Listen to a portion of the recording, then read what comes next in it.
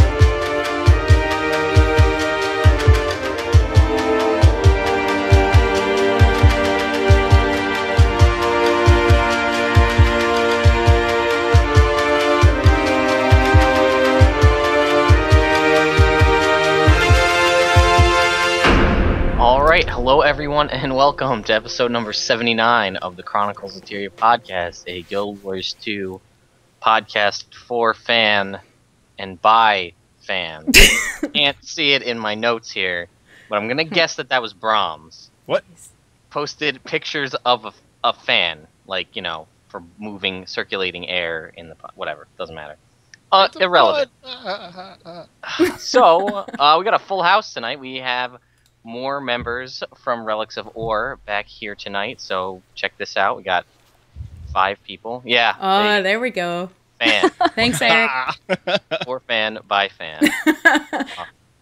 You should have put 2 fans, so there would have been 4 fans. I was going to, but I thought you'd be mad at me for putting too many fans. You can never have enough fans. No. Oh, see what you did there? All right. So, as you guys remember last week, it was a pretty long show, and now we have 2 more guests. So hopefully it's not double, so that would be a 5-hour show. But 5-hour show, jeez, no, 5-hour show. I will fall asleep at some point in that. Well, Kate has to leave in 2 hours, so she's like, "Yeah, I don't care what you guys do." Yes, that's true. You can go all night for all I care. Yeah, Relics of Orr people walk out of shows all the time. Yep. Hey, listen, we had Bridger left on us almost towards the end of our one show. If you remember that guy. I do remember Bridger. He shows up on my Google Mail occasionally. Yeah, I should say hi. He still lives? Yeah. Oh. Yeah, he's... That's nice to know. Really, I don't know what he's doing, but his podcasts are all over the place. He starts like a new podcast every other week. And then it just drops off. Hey, Guild Wars 2. Yeah, I remember that game. And welcome, Kate and Eric, for coming on our show. Thank you. Off the heels of the wonderful Rylock who was here last week. So, oh wait, I have a bromms doc to read here. Uh-oh. On this week's episode of CoTpodcast, we kidnapped Erik and Kate from Relics of Orr, and they can only be let go once they answer our awesome questions. Or 2 hours passes. Too much Scarlet? Question mark. Maybe. So that's. I feel it's important that I read to you what bromms writes, because I feel like he puts some effort into this. So much work. I went back in the docs not too long ago, and I was like, "Oh my god, bro!" What the I was laughing by myself. It was funny. You're funny, bromms. Thanks. Thank you. All right. So we again got some mail. We got some long emails, but not as much as we did last week. Mm-hmm. So why don't we start off and tell everybody what this week's show is brought to you by Meme-Wise. This episode of COT Podcast brought to you by the meme Brom's Face. Buy 700 Blackline keys, get 700 karma boosters. And see, I added a little tear on his face too. You guys are going to see it on the Twitch channel. It's like lagging. Yeah, that's all right. Yeah. But we are. Thanks, like, Darishan, by the way. Yeah. That is the best tier. It looks like I have a blue mole under my eye. It's like running down my face. Listen. You asked me to put on a tier on there like 15 minutes before we started conversation. Braveheart paint. I think it works with the lighting and everything. It's got a really nice composition. There's like that tier, and it sort of makes it painterly. That's what Canadian tiers look like. They just come It's out actually in a chunks. comma. I needed to find something on my keyboard that looked like a tier because I can't draw an XSplit. So I put a comma on there. So Next time, whatever. We need to grab, like, Screw you. We need to grab like anime tiers. Yeah. And just replace his eyes too while you're at it. Yeah. Yeah. I wanted her to put your face in there, like looking up, laughing, but Anyway. But thanks. I'm sorry, but No, thank no. you, Darishan, for that Yes. awesome meme, and sorry for breaking it with that comma tier. It's in our effort to strive to make a meme for a Chronicles of Tyria based meme for everything. So that's Bad Luck Brahms. So Yeah. that's our new Bad Luck meme. So even if Brahm, I mean that's a realistic meme that actually happened. 700 Blackline keys, 700 karma boosters. But Oh. You can feel the pain. I want that sound effect with that meme every time. oh, that better happen. We gotta capture that. It's also my new ringtone. You're on the bus. Suddenly, People just look over like, what on earth? Also, Kate froze with a giant grin. That's cool. Yeah. If you're gonna freeze, that's the way to freeze. Yeah. Not like. Yeah. Or That's the way I usually freeze. So I'll take what I can get. Yay. all right, so we did have a question of the week. So the question of the week last week was decipher the metronome sent to gamerzines. What do you think it is?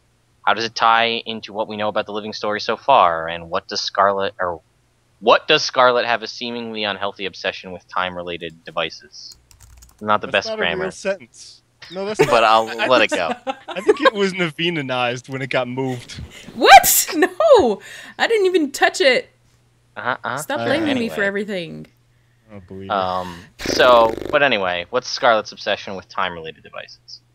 So, I'll just grab this first one and Alright. run through this here. Okay. So, this is from Tori G, who says, "Hello, hosts. I've been listening since around episode 40 or so. Nice. Great show, guys and gals. Keep it Thanks. up."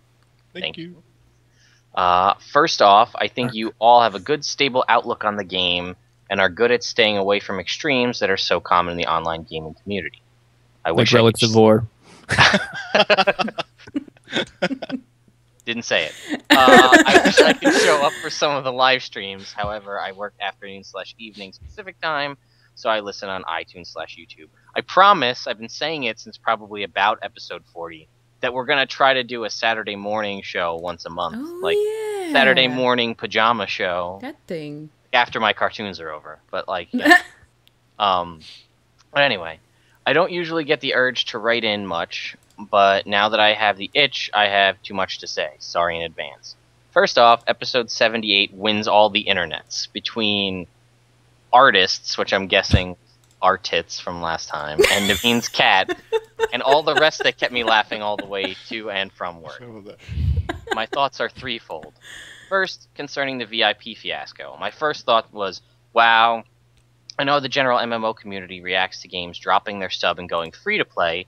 How will they react to a game that decides to add in a subscription model?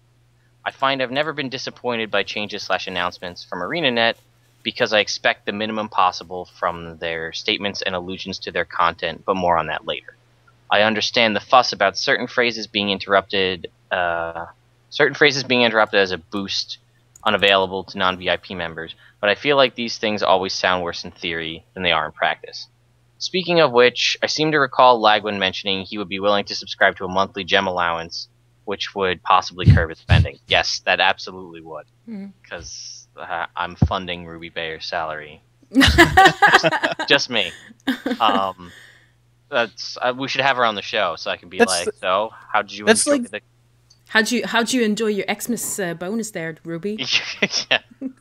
That's like a really nice, like, you're supporting the podcasting community. She started in podcasting at Massively and Guildcast and has worked her way. And so really what you're doing is you're just giving back. Right. I'm paying it forward, hoping that I'll get there eventually and someone will do this for me. That's how he sells it to his wife. Yeah, that's exactly right. Now, separate accounts. That's the best way to go about being a gamer with separate bank accounts. But anyway... Right.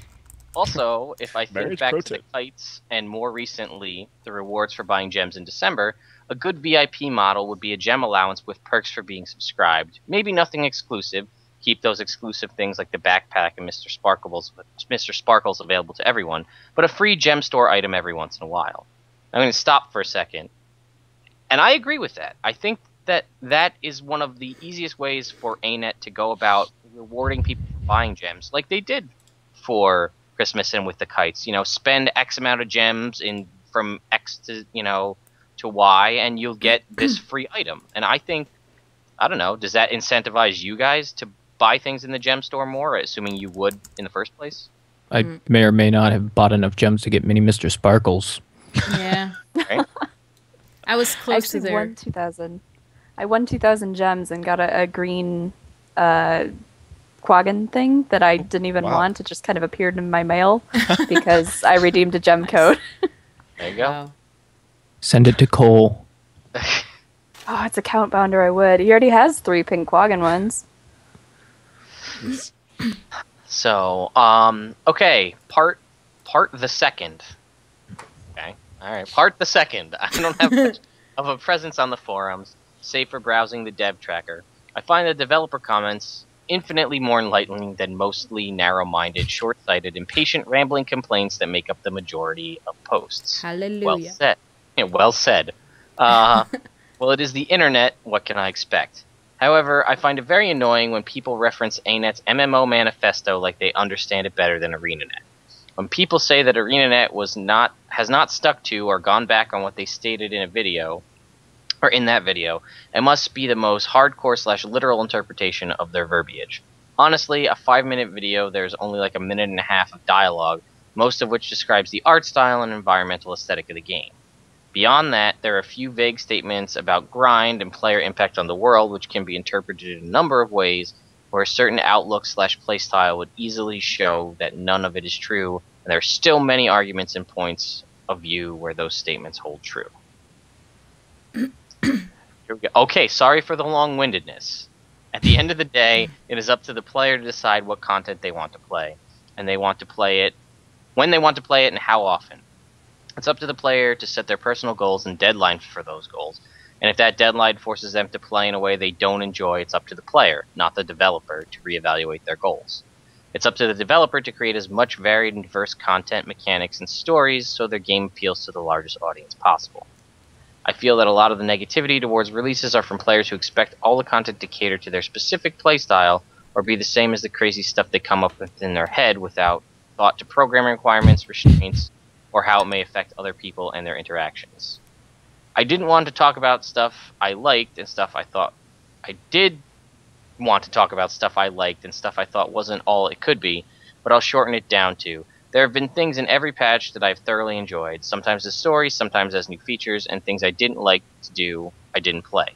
Simple as that, and it keeps me from feeling upset about the game. Thank you for reading. If you were able to finish that giant wall of text, maybe next time I won't let so many ideas pile up before writing in. Too late.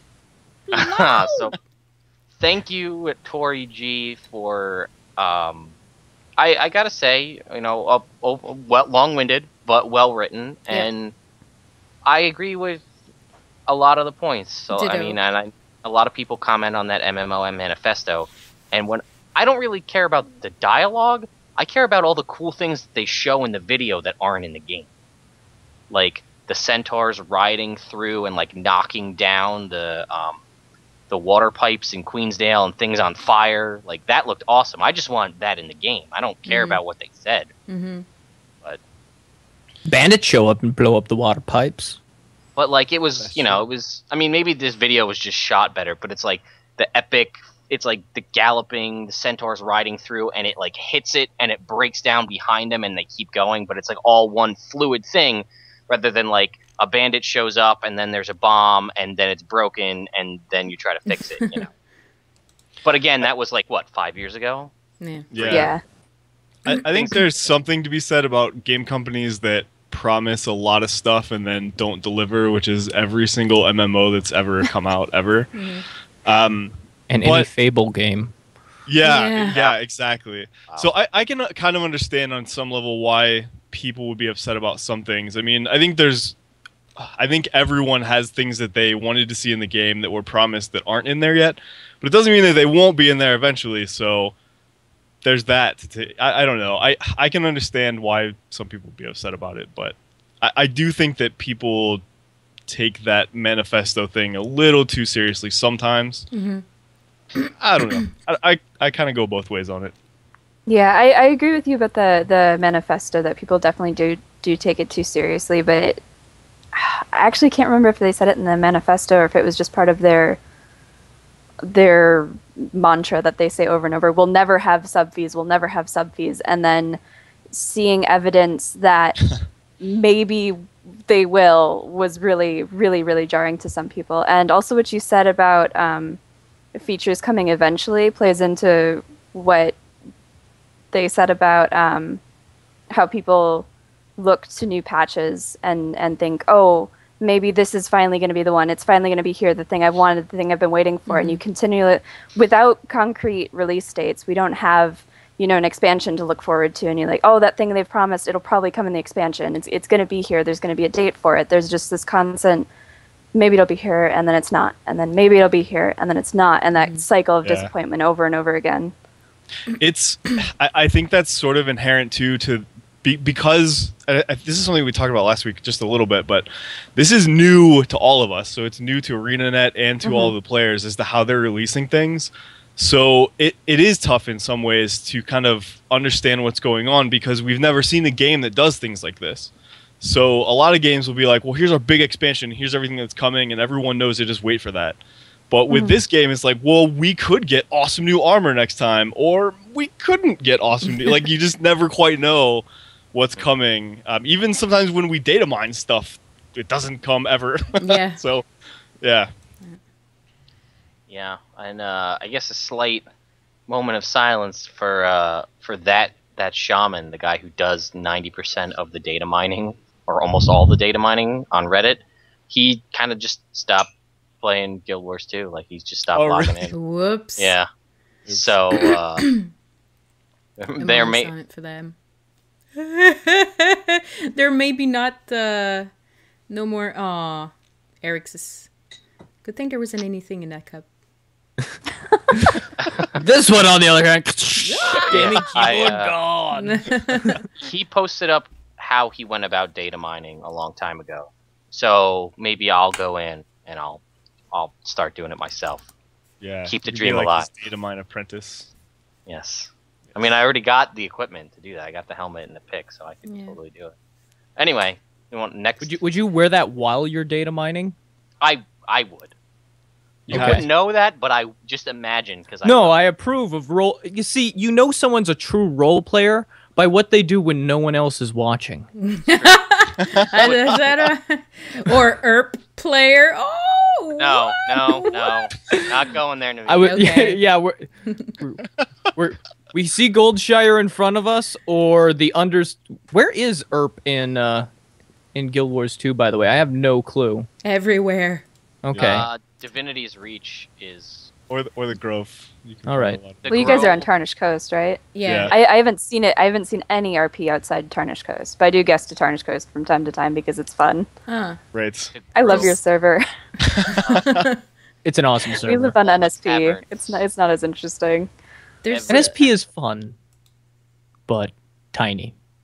Yeah. That's what she said.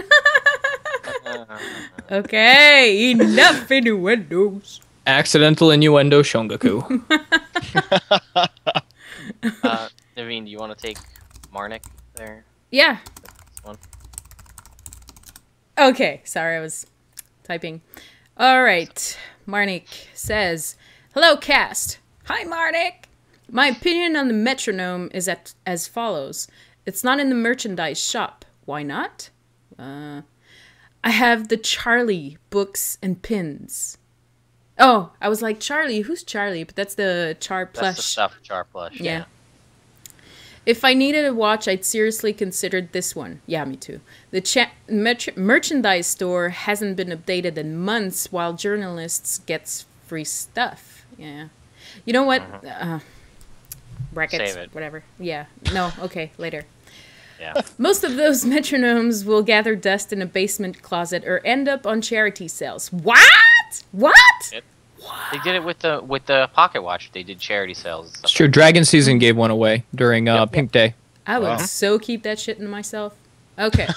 Many of those journalists aren't necessarily interested in Guild Wars 2. Very true. They're interested in the story they can release for one of the 10 MMOs they claim to play. That's real shame. I agree. As for the meaning of the poem, it's not in the game, it's not on the website, and not on the official Facebook. Can we even consider this as expanded universe lore? It would primarily mean that Scarlet has a thing for news reporters in other worlds. What? If not, the poem is not relevant to the game. Kind regards, Marnik. That's an interesting way to look at it. I mean, I definitely think that it's meant to be something not in the game, but it's, you know, directly related. So I don't know if I necessarily agree that it's not relevant because it's meant to be relevant, but yeah. Like I think I have to agree with like 90% of that. They go to a lot of big MMO sites that cover MMOs in general. But you know who I don't think has ever received one of these? Dolphy. And like she does, Guildmag she gets does. them. Guildmag got one. Yeah. Guildmag gets them, and I know like Dragon Season. I don't know if they put that one up, and I think Guru gets them. I assume, but like yeah, these massively in places that are massive, no pun intended. But cover all these different MMOs, and like he said, that eventually they'll just end up somewhere, whether that's in a sale or in a basement.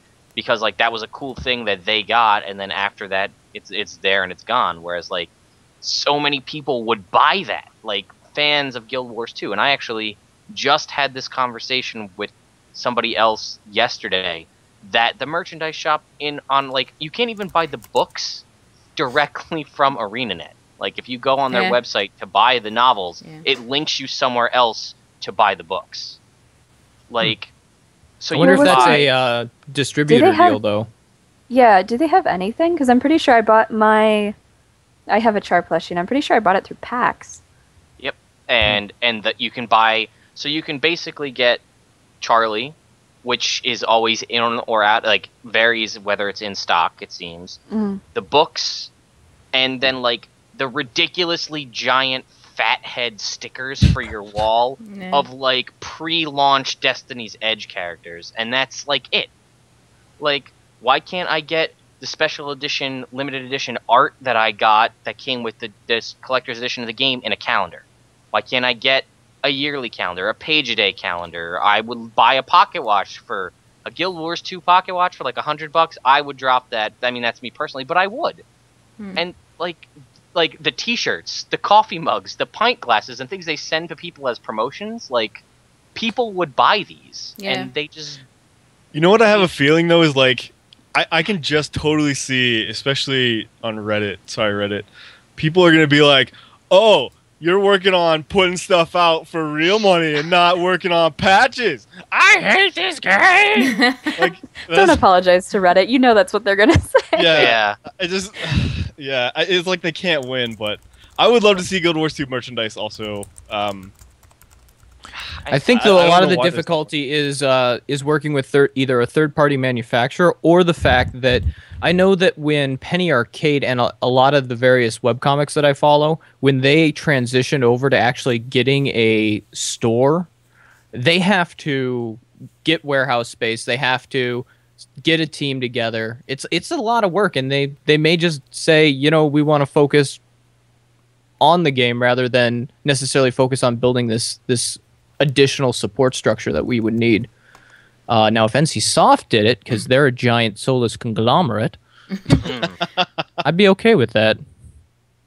Yeah. Yeah, and I mean, like, again, it's a company that we know operates currently and questionably in other regions with no subscription fees, and works on microtransactions to, and initial box sales of the game. But what a great way to supplement your income, to allow things to happen by, like, cheap, not even, like, just a couple of things of merchandise.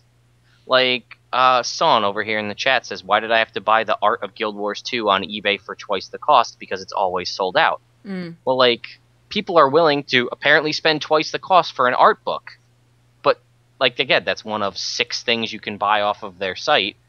And I would love to see the sales analytics for the Fathead stickers from Destiny's Edge, to see how many people, other than the backdrop in the ANET studio when they do the live streams, yeah. how many people actually went out and bought them, other than, like, the life-size Logan Thackeray one that we can't see that's on Naveen's wall off to the side. But There was, if you guys remember, one of the surveys that they sent out either during the betas was about what you would be willing to buy from the store. So that could That's also true. highly affect it. They may have looked at it and been like, okay, so our super hardcore, like, 1% fans are going to actually buy this physical stuff. And that's a lot more expensive than producing digital stuff to sell on a digital marketplace and make money off of that way. We voted on a T-shirt, though. I was going to say, Yeah. the T-shirt that we all voted for, and that's still not out. And, like, that's the perfect example, because that's something where they're like, we're going to make this. Who do you want on the T-shirt? And then they're like, cool. Thanks, bro. I'm out. Cool story, bro. Yeah. Yeah. Wow. All right. Anyway, half an hour into the show. Let's get to the next one. Yeah.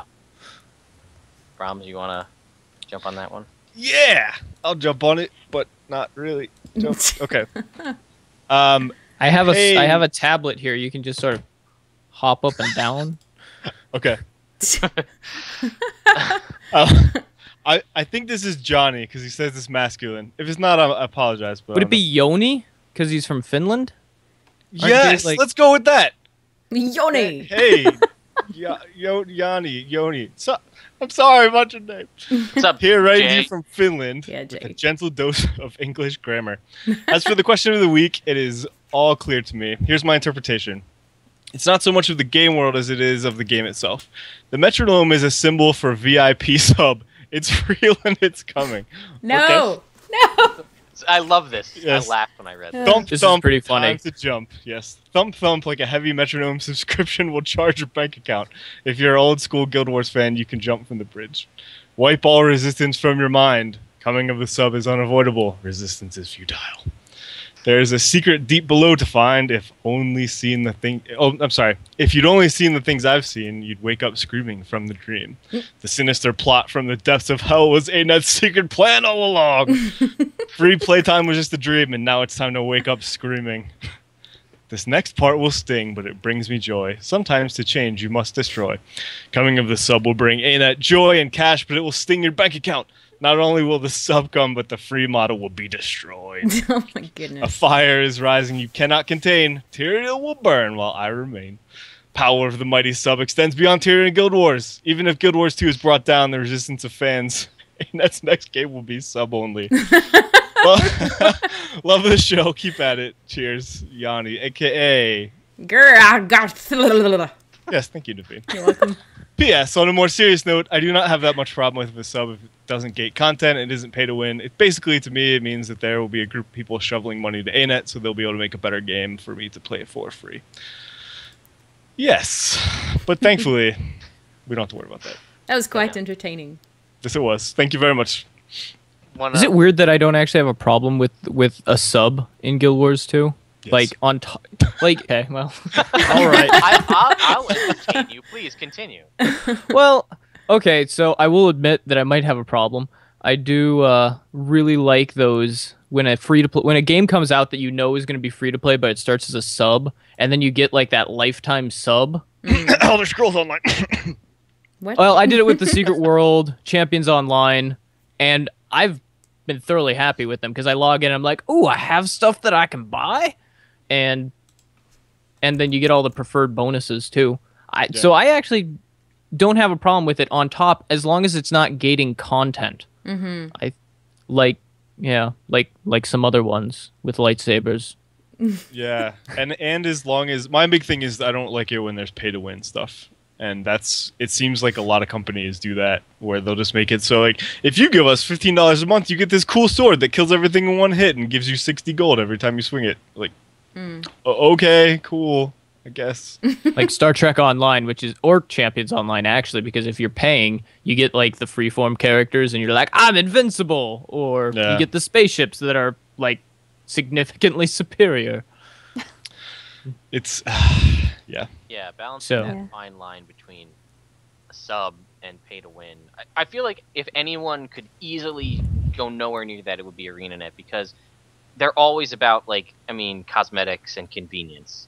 So if paying $5, $10 a month, say, made it so that my life was so much more convenient and I got cool cosmetics, I think I could be okay with that. But yeah, I wouldn't want to be like, well, who wants to come do this dungeon with me? Just sit in the back, guys. I'll swing a sword, and I'll swing it again, and I'll swing it again. But this isn't a Colin Johansson joke. I just killed everything in the dungeon. So, anyway. Yes. All of a sudden, we're getting like half a second kills on Giganticus. Yes, exactly. So, I think ArenaNet could do an acceptable one, but I wouldn't ever want to see it. Oh no! She died. Quick, we should figure out what she was trying to say. The NSA is like, nope, not talking about that. Yeah, exactly. Am I back yet? Welcome You're back. yeah, you're back. Prison back. has released you. What was I saying? I can't see a division between sub and non-sub players being good for either. It'll be too convenient, or it'll be.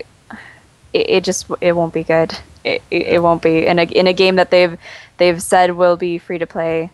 Plus, I could never keep up with the sub fee. There's a reason I play a specifically free to play game, and it's because I'm a student on a budget, Exactly. and I stick with it because it's free to play. So there's no solution that they could propose to me that would make me happy with the sub base. Right.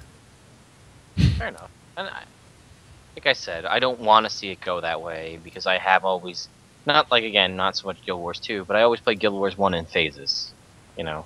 I'd play hardcore for like 2 months, and then I wouldn't pick it up for like 3, and I'd come back.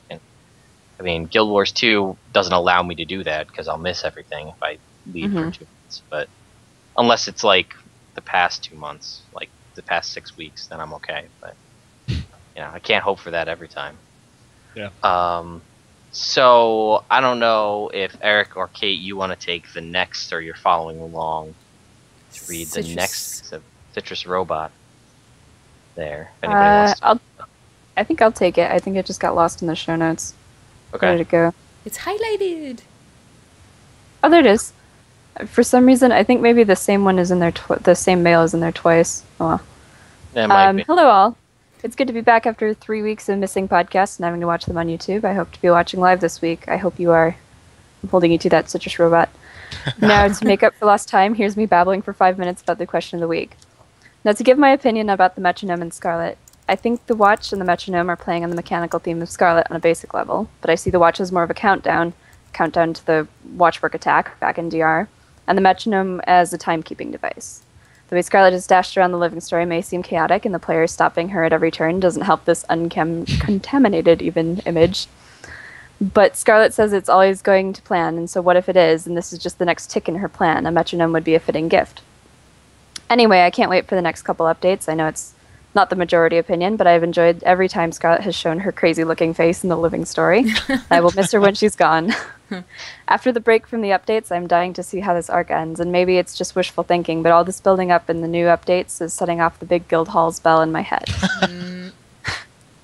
Anyway, thanks for your time, enjoying the show, and happy late New Year's to the hosts. P.S. I really want to make a metronome Pokemon joke, but other than Scarlet waving her fingers side to side or plus 10% to power every turn, there isn't much to go on. Nice. Indeed. Like. Yeah. All right. Eric, you want to take the Kyra River Kyra song? River song? Yeah. All right. This is the awesome comment section. Kyra River song here. Is Kyra a woman or a man? A woman. Kyra is a woman. Kyra River song here. So you should go with a high-pitched voice. All right, I'll see what I can do. This could end poorly. But Brahms, we were talking about it before the show, and he wanted me to make a Russian accent, so you should do that. Good luck. Surprise. Wow. Welcome I don't think I can do that. It will probably end up being a Jamaican accent. Oh, That's well, not if you usually want what it. happens. Second pick. Yeah, it was, actually, and we're not kidding. It was... No. Comrade. Starting with Russian. Yeah, no, that's not going to happen. It's going to... You're from Alaska. You can't do a Russian accent? That's true. I like I your could see neighbors. Russia from my backyard. You should get a picture for us sometime. I will. There is actually a point in Alaska where you can see Russia because it is only 80 miles apart. But anyways, that's Nice. on an island. Right. Doesn't count. Anyways, Kyra River song here. I would say I was a Brahms fangirl, but fangirls are usually crazy. Does that make me a Brahms fangirl now? Yep. Yeah. Screaming and they're screaming and stalkerish type people. So I'm going to say that I'm a fan. Smiley face. Is there ever been an idea for like a verbal, like a audible, like facial expression thing? Like, you know how Victor Borgia did like the for punctuate. Anyways, I felt like last week's episode was pick on Brahms show, so here's some unhate mail. I find you super hilarious and love all the comments you put on your guys' show notes that Lagywn usually ends up reading. I actually feel sad on weeks that I don't see you and can't make that you can't make it to the show. This is what happens when I talk in a weird voice. Anyways, now you can't say you don't have any fangirls because I guess I am a girl and I'm a fan. So yeah. So, well, that was all. Peace out, Joes. Yes. Eric, what do you sound That like was when, awesome. when you have helium? I I was imagining that's what it sounds It's buzzy like. and nasally, actually. Completely I think different you managed sound. to capture her essence perfectly. My favorite so. is all the allusions to how much it sounded like Mickey Mouse. Well, it's better than probably like the creepy guy on Family Guy. So That was great. That was awesome. Thanks for putting out with us with that. But that's Thanks, a Ira. super cool email though. Yeah, I appreciate it, and her and I talked for a little bit. She's super cool, so thank you very A much. lot of people are all caps, fangirl. Brahms, she love you. Send her some hair. Oh wait, You don't have any. he's got a I beard. did- He's got a beard, guys. I did It's just okay. shave actually, so I can go dig through the trash can. that's Yeah, her job, Brahms. You're That's doing this creepy wrong. as hell. Oh yeah, that's right. Job. I put my tell her trash about out on Monday nights. See you there. Gotta beat the stupid feral cats though. Anyway, We move on. We're Guess not what? making fun though. I'm really glad that someone noticed that it was Pick on Brahms show, but I'm to sorry, be fair, Brahms. a lot of that picking on Brahms was Brahms induced, but that's okay. What? Yeah. Never. His self-deprecating humor wins again. Yes. It's all part of the plan. All right, so do you guys remember Tori G from the first wall of text question earlier? He's back. Well, guess who's back for round 2? Nice. And it says, I don't know who put in holy shit wall of text. It's I'm going to totally assume that Brahms. was Brahms. No, it wasn't me. Oh, well, Jesus. wow. Was it actually part of the subject line? No, I think it was Naveen. And she's blaming it on Brahms. Woo, See? it's getting warm in here. See? Kyra, save me. I think it's probably getting warm in here, Naveen, because your pants are on fire. 'Cause you're alive. And I'm going to read this. So, one more wall of text this week. Sorry. I'm thinking of posting this to the forums as well. Anyways, have a good show tonight. I'll listen over the weekend. I will start by saying that while traits are easy enough to redistribute, 3.5 silver at level 80, the additional stats on armor trinkets and weapons are many times that the total stat points available to you through traits, and can make a big difference in how your build plays. While ascended quality armor and weapons are, in my opinion, good for the overall game, they do have some drawbacks. The amount of materials involved are immense, and the time/gold consuming to achieve. This leads to degenerate or not fun play in order to quickly attain even just one set. Oh, tell me about it. Having best-in-slot gear being so time-consuming to attain makes it seem unlikely that average players would ever consider having multiple sets of different stats to run different builds with. This limits build experimentation due to high cost and therefore limits build variety.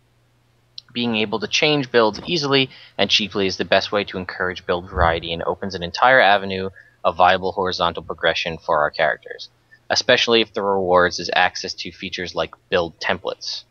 Having any stat combo available to run on legendary weapons is a great incentive to attain these weapons and makes them worth getting over exotics for long-term players. It makes sense for legendaries to have any set available to them. They include 250 of each of the stat-determining materials, claw, bones, totems, fangs, blood scales, venom sacs, which make up for 8 or 9 stat combos that can either be crafted or crafted with different items like passion flowers, carcass shells, azurite, quartz, or random inscriptions as insignia salvages/purchases. To be honest, I would not like to see legendary set of armor, even if the requirements were very, very different from that of the legendary weapons, or if we got 6 pieces all at once. If we were eventually able to obtain legendary armor, the function of stat swapping should be available by other means. What if ascended armor could be infusible? Well, it is, technically, but not with agony resistance or with extra infusion slots, never mind, I take that back, but with different stat combinations, one at a time, until it had every stat combo you wanted at your disposal. There are a number of ways this can be implemented, either through boring but quicker means such as crafting, Mystic Forge recipes, or more interesting means like number of NPCs, either in your home instance or within your order or even the pact, that lead the player through instances, personal story style, themed for the type of stat infusion desired. Or perhaps a combination of the two, where the infusion instances give a material as a reward that is used in the crafting window or the Mystic Forge. That way there can be lore and story and a journey to increasing the stat combos available to you, and it can be done out of order, where you get stats infusions while working towards your ascended armor. The content won't be gated. This allows for a player to unlock variety, diversity, and new gameplay opportunities, essentially progressing their character past the level cap, increasing the way they can be effective without losing inventory space or having to grind out another set with different stats just to try a new playstyle. It expands the game, more things to do / personal goals to reach for, without breaking the systems that are in place and having to change or consider rolling people back. And allows for expansion as new stat combos are added into the game. Thoughts, Tori? Thanks, Dory. Yes, thank you. Yes. I actually like that idea. Instead of doing legendary armor, do some kind of infusion. It would depend on how they did it, which you kind of alluded to. But I wish they'd do something, because I play Celestial sets, and if I ever want to change off of those, or if I ever want to change my armor, I have to make a bunch of stupid crystals that take forever. But yeah, it'd be nice to be able to try different sets out, and you don't know how they're going to work until you actually try them. And so there have been more than one time where I've built an armor set and I get it in the game and I'm playing it and it doesn't do what I wanted it to do, and I'm like, well, crap, because there goes all that work. Yeah, It's easy enough to, well, for some people it's easy enough. I run a lot of dungeons to Right. change the stats on exotics, but now going into Ascended gear, your commitment to that gear set is so big. It's almost to the point where I don't want to build one because I don't want to commit to a stat set. I've actually I've started building a Zoja's set, and I have a dagger and a chest piece, and now we're hearing that crit damage is going to get changed. Yeah. So GG. I've put everything on GG. hold until I know what's going on. Yeah. I'll probably end up changing. I'm a fan of yeah, just it's rough. the thing you want, the second thing you want, stat infusion wise, put that in like or make like an item out of vision crystals in the Mystic Forge, and then just do a transmutation style window where it's like, okay, I want this original item with these stats and this look, and then just add these stats on top. I think. Yeah, and I like the idea of having some in-game way of making it so you have to find those, so you can't just switch it out all the time. Like maybe you have to go on a quest to unlock each different type, or I don't know, just something to make it so there's actual content in there. But having us be able to switch out would be it alleviates the problem that you just mentioned, Kate, where you build a bunch of stuff and then a balance patch drops and all of a sudden either your build doesn't work or the way you had your stats doesn't work, and you're just like, all right, cool, so now what do I do now that I have all this stuff that I built? It took forever. Yeah, that's I mean, we all know that I'm still bitter about the Ranger change from a million years ago and like Ranger's not even my main, like not even close. But I just was really enjoying my Ranger, and I was built around condition-based short bow build, and then they changed short bow and they nerfed the Panther, and then I was like, well, that's a full set of Ascended, every trinket, back piece, everything, all carrion designed for this build, all gone. So And I can't believe when you add up all of your gear slots, your armor, your underwater weapons, your trinkets, the number of pieces you have to replace is something between 15 and 19, depending on how many weapons your character can use. Yeah, it's crazy. Exactly.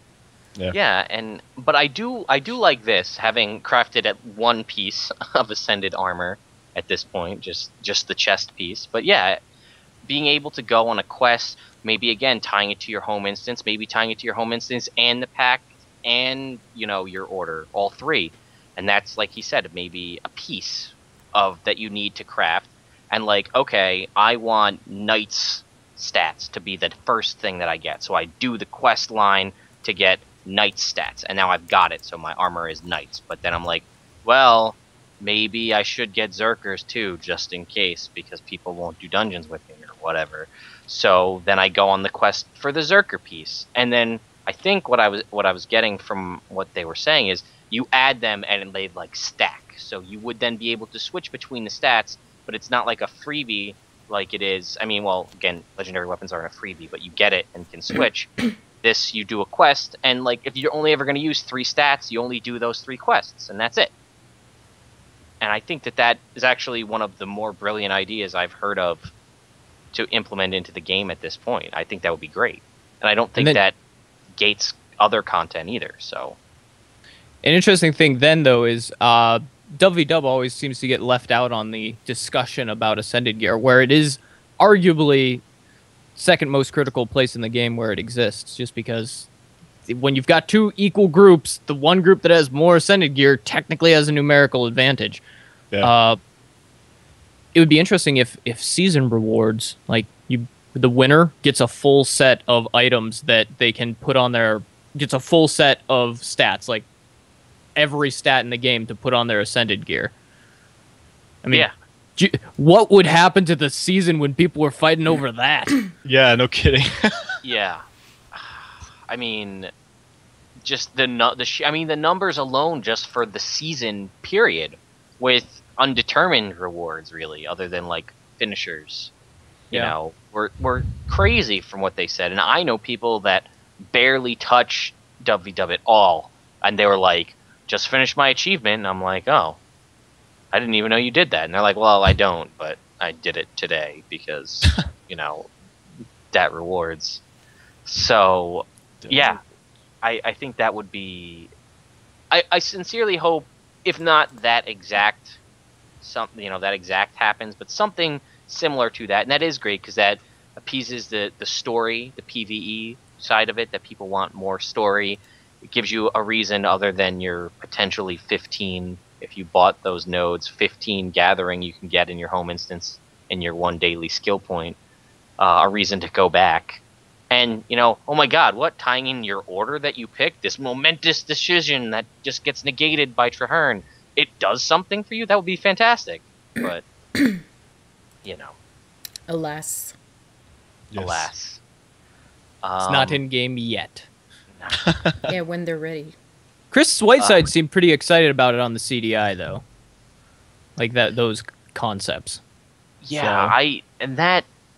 I just unrelated, just to touch on it for a sec. The CDI, the platform and going about it that way, I think I wish that was in much, much earlier in the game, although I don't know if they were ready, to be at that point, to be taking direct fan interaction.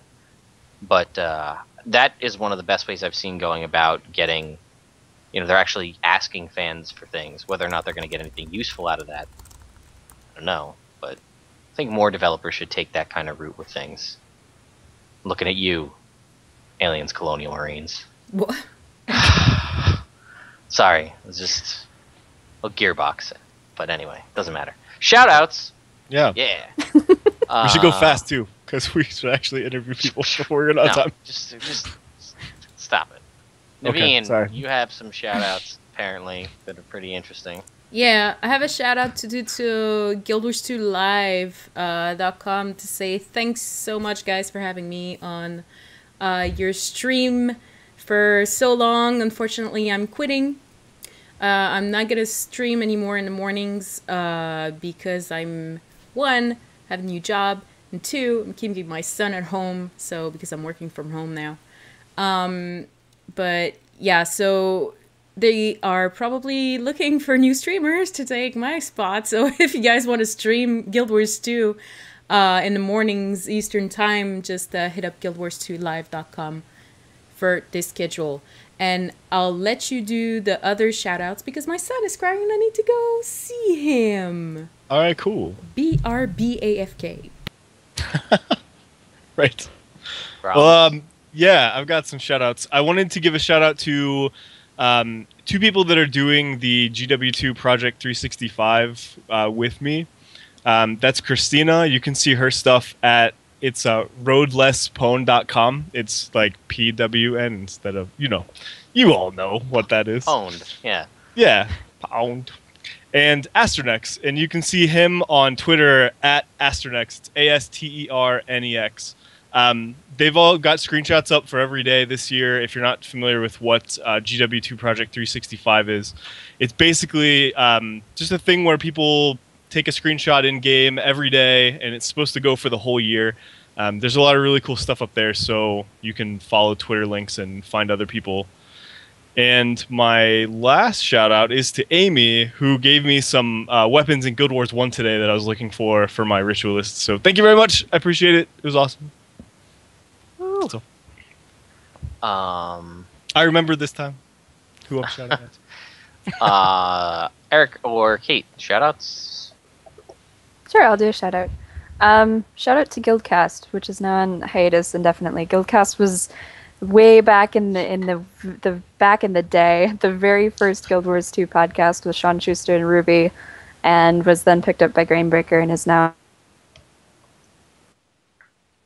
silent, just like glass that. and everything. Yep. And shout out to the Relics of Orr crew. I know that's shameless self-promotion, but we hit 100 episodes, and I'm so proud of everyone. We've had a Shameless. fantastic community involvement, and it's been wonderful.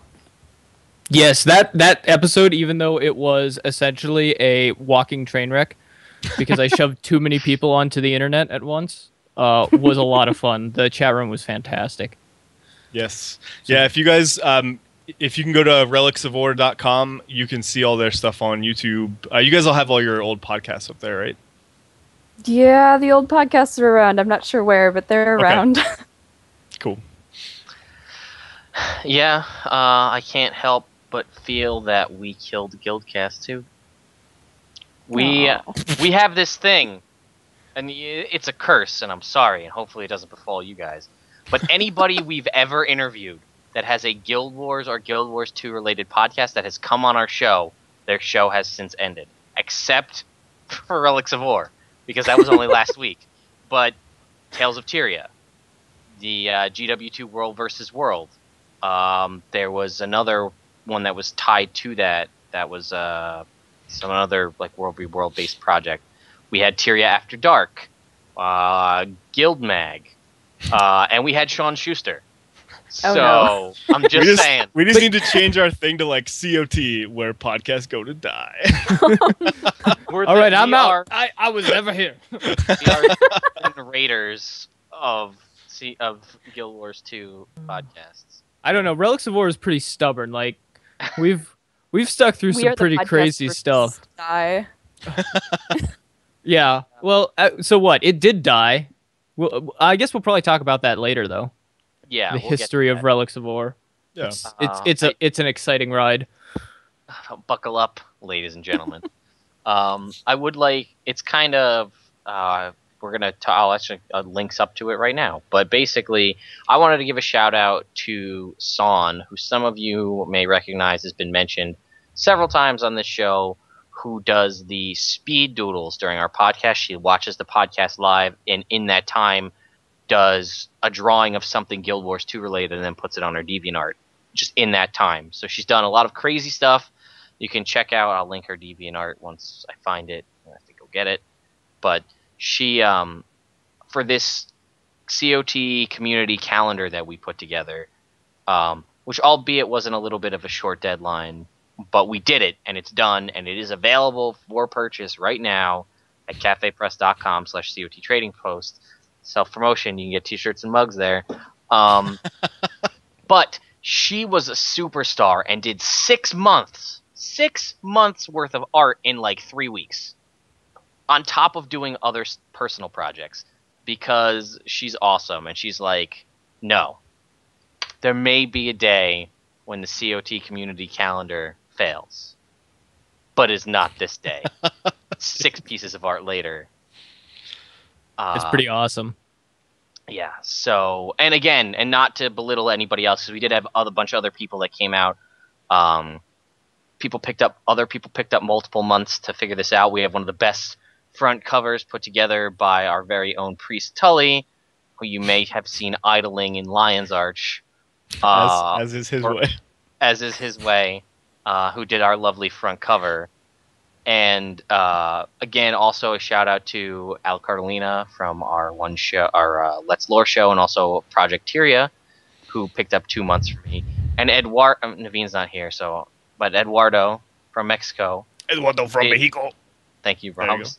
go. Who did his awesome. If you look at the April month, that's a papercraft. He does papercraft of Super Adventure Box and all sorts of stuff, and he built a papercraft diorama and then took a picture of it. And that's what like April is, so it's pretty cool. That's awesome. Definitely.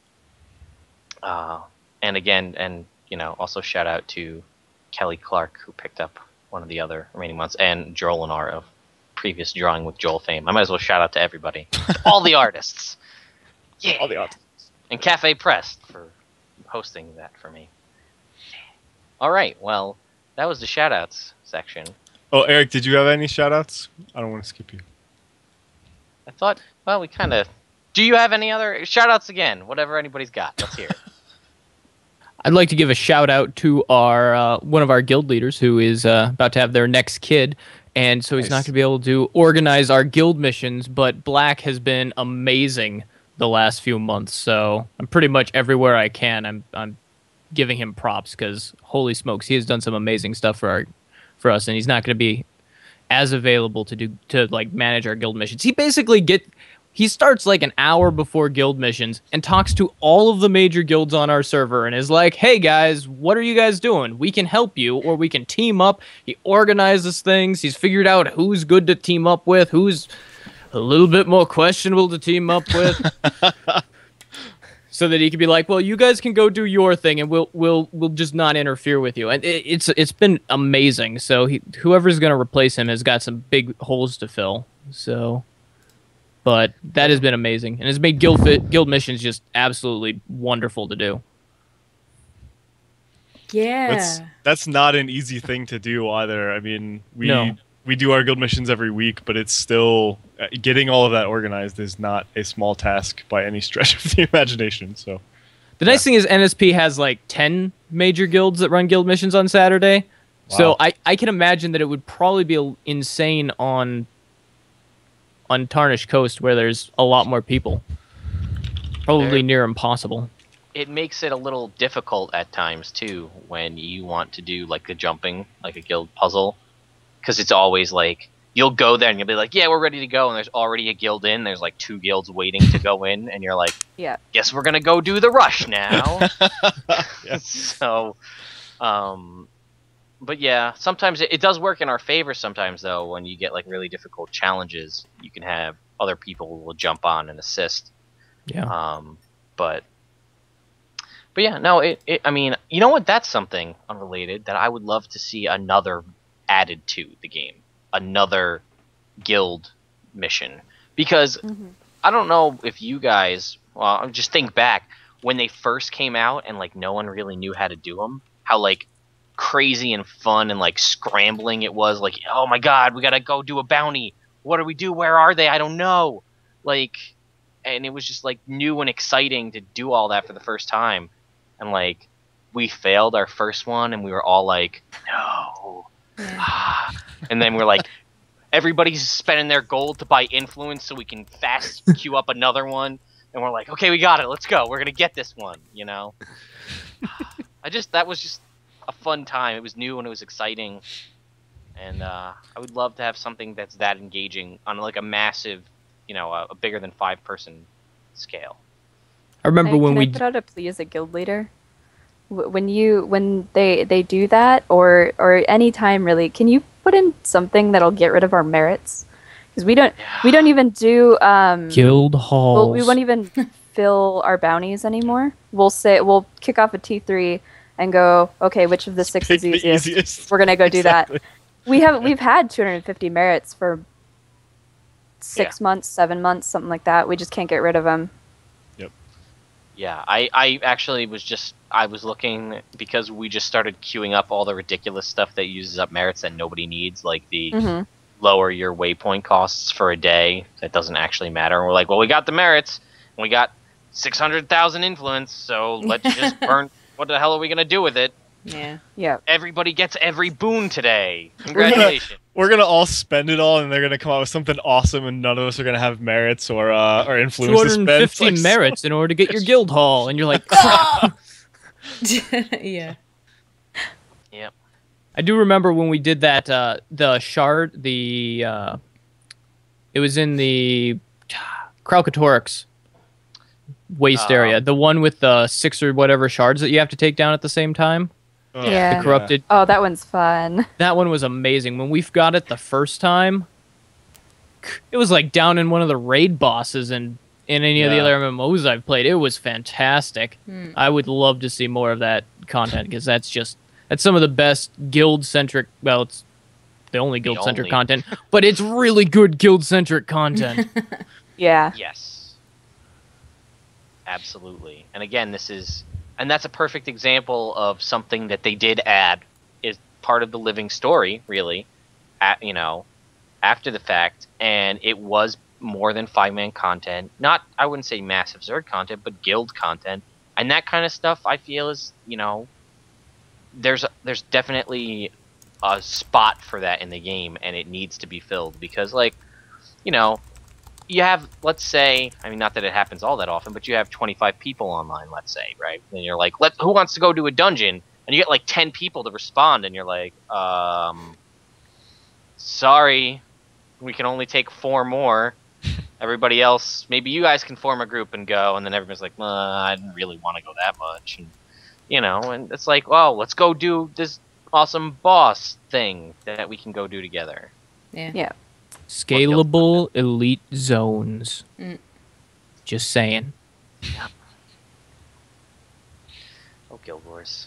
You'll get there when it's ready. Yeah. We waited so long for it that we still have to wait for the awesome content that we want. Guild halls.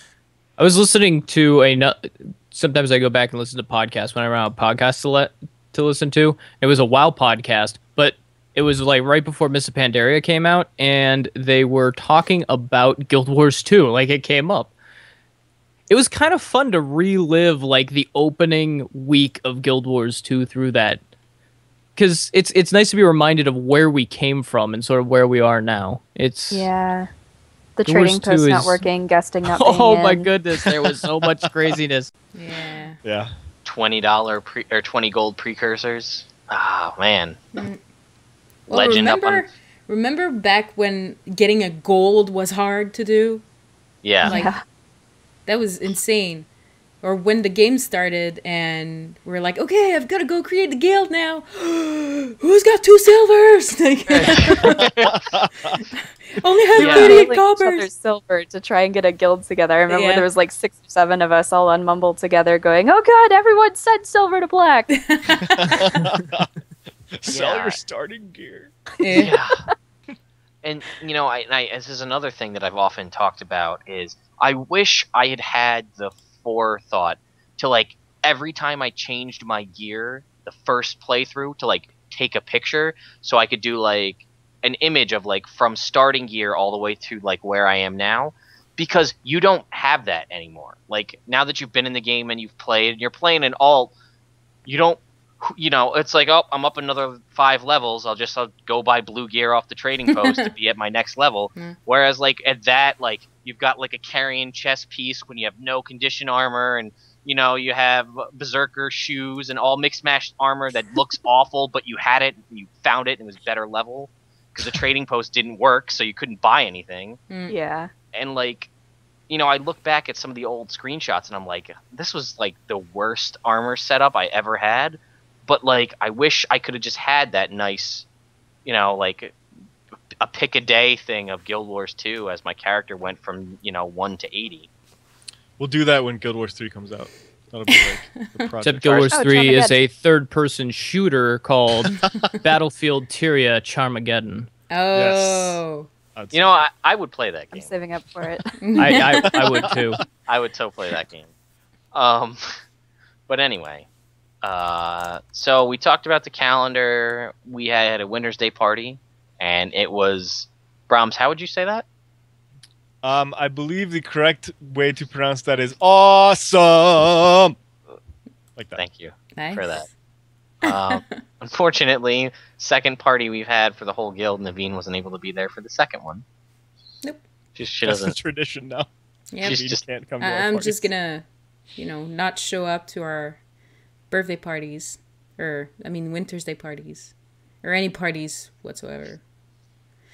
I have a good excuse, okay? Saturday is my son's birthday, and then my friend can show up, and then she showed up last weekend, which happened to be the birthday party. What do I say? Keep saying the birthday parties because my son's birthday. But yeah, I got wasted instead. Sweet. Fair enough. Nice. Naveen, you have something on there? Tumblr related? I do. Oh yeah, yeah. You do. Wait, where is it? There it is. Okay.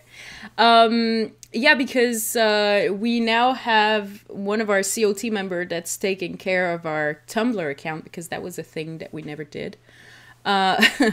So Cassandra is actually posting and quite active on our account. So thank you so much, Cass, for doing that. And she posted something that I am going to link in the chat room. Wait, copy, paste, enter. Basically, that link is... Who's it from? Weird Folio or the Raving? I don't know how Tumblr works. See, that's why I never, really worked it. But basically, someone drew the lines between the do not touch thump machine majiggies that's around Tyria, and there's a whole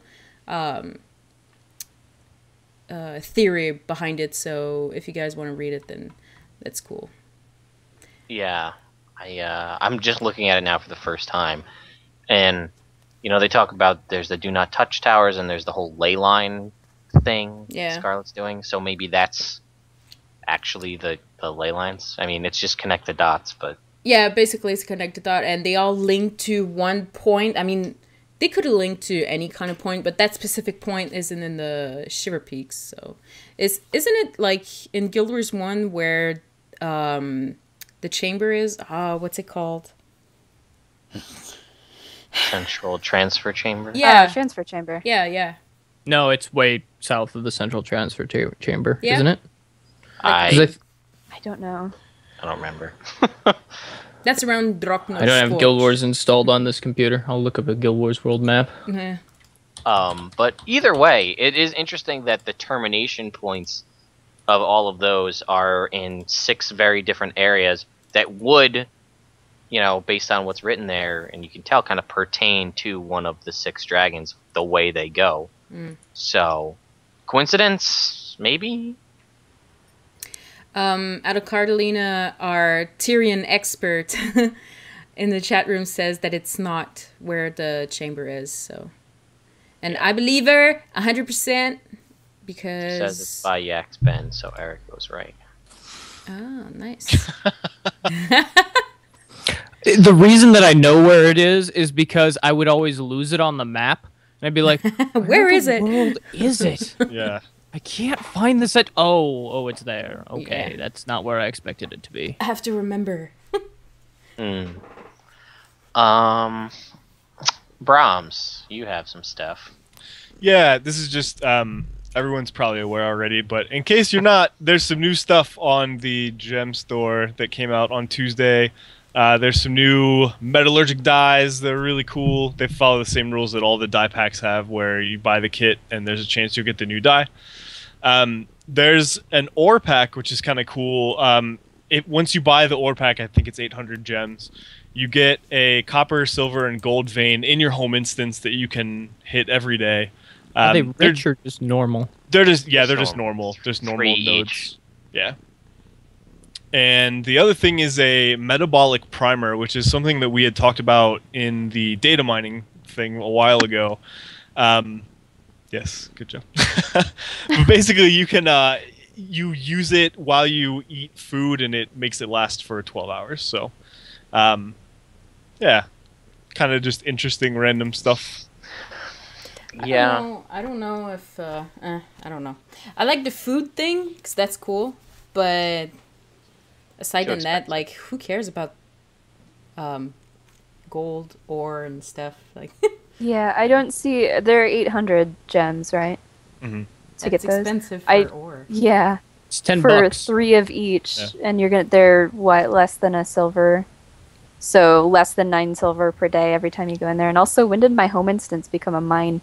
I didn't. I know, I didn't right? realize. Yeah. This is my story. I'm a miner, and Now we Divinity's know. Reach is full of valuable minerals, and apparently they just grow in the streets, Yep. wandering free. That's going to be the 3rd heavy armor class. It's just a miner. Mine. I'm so jumping on that class. That would be... Oh, man. Oh, you have the just- hat for it too. I have the Yeah. hat, and they'll have picks, and then 2-handed picks, and their armor is just made out of nodes. You've got like the miner class. And people are just walking up and like hitting you to mine. They're like, "Sweet, my daily." Yeah.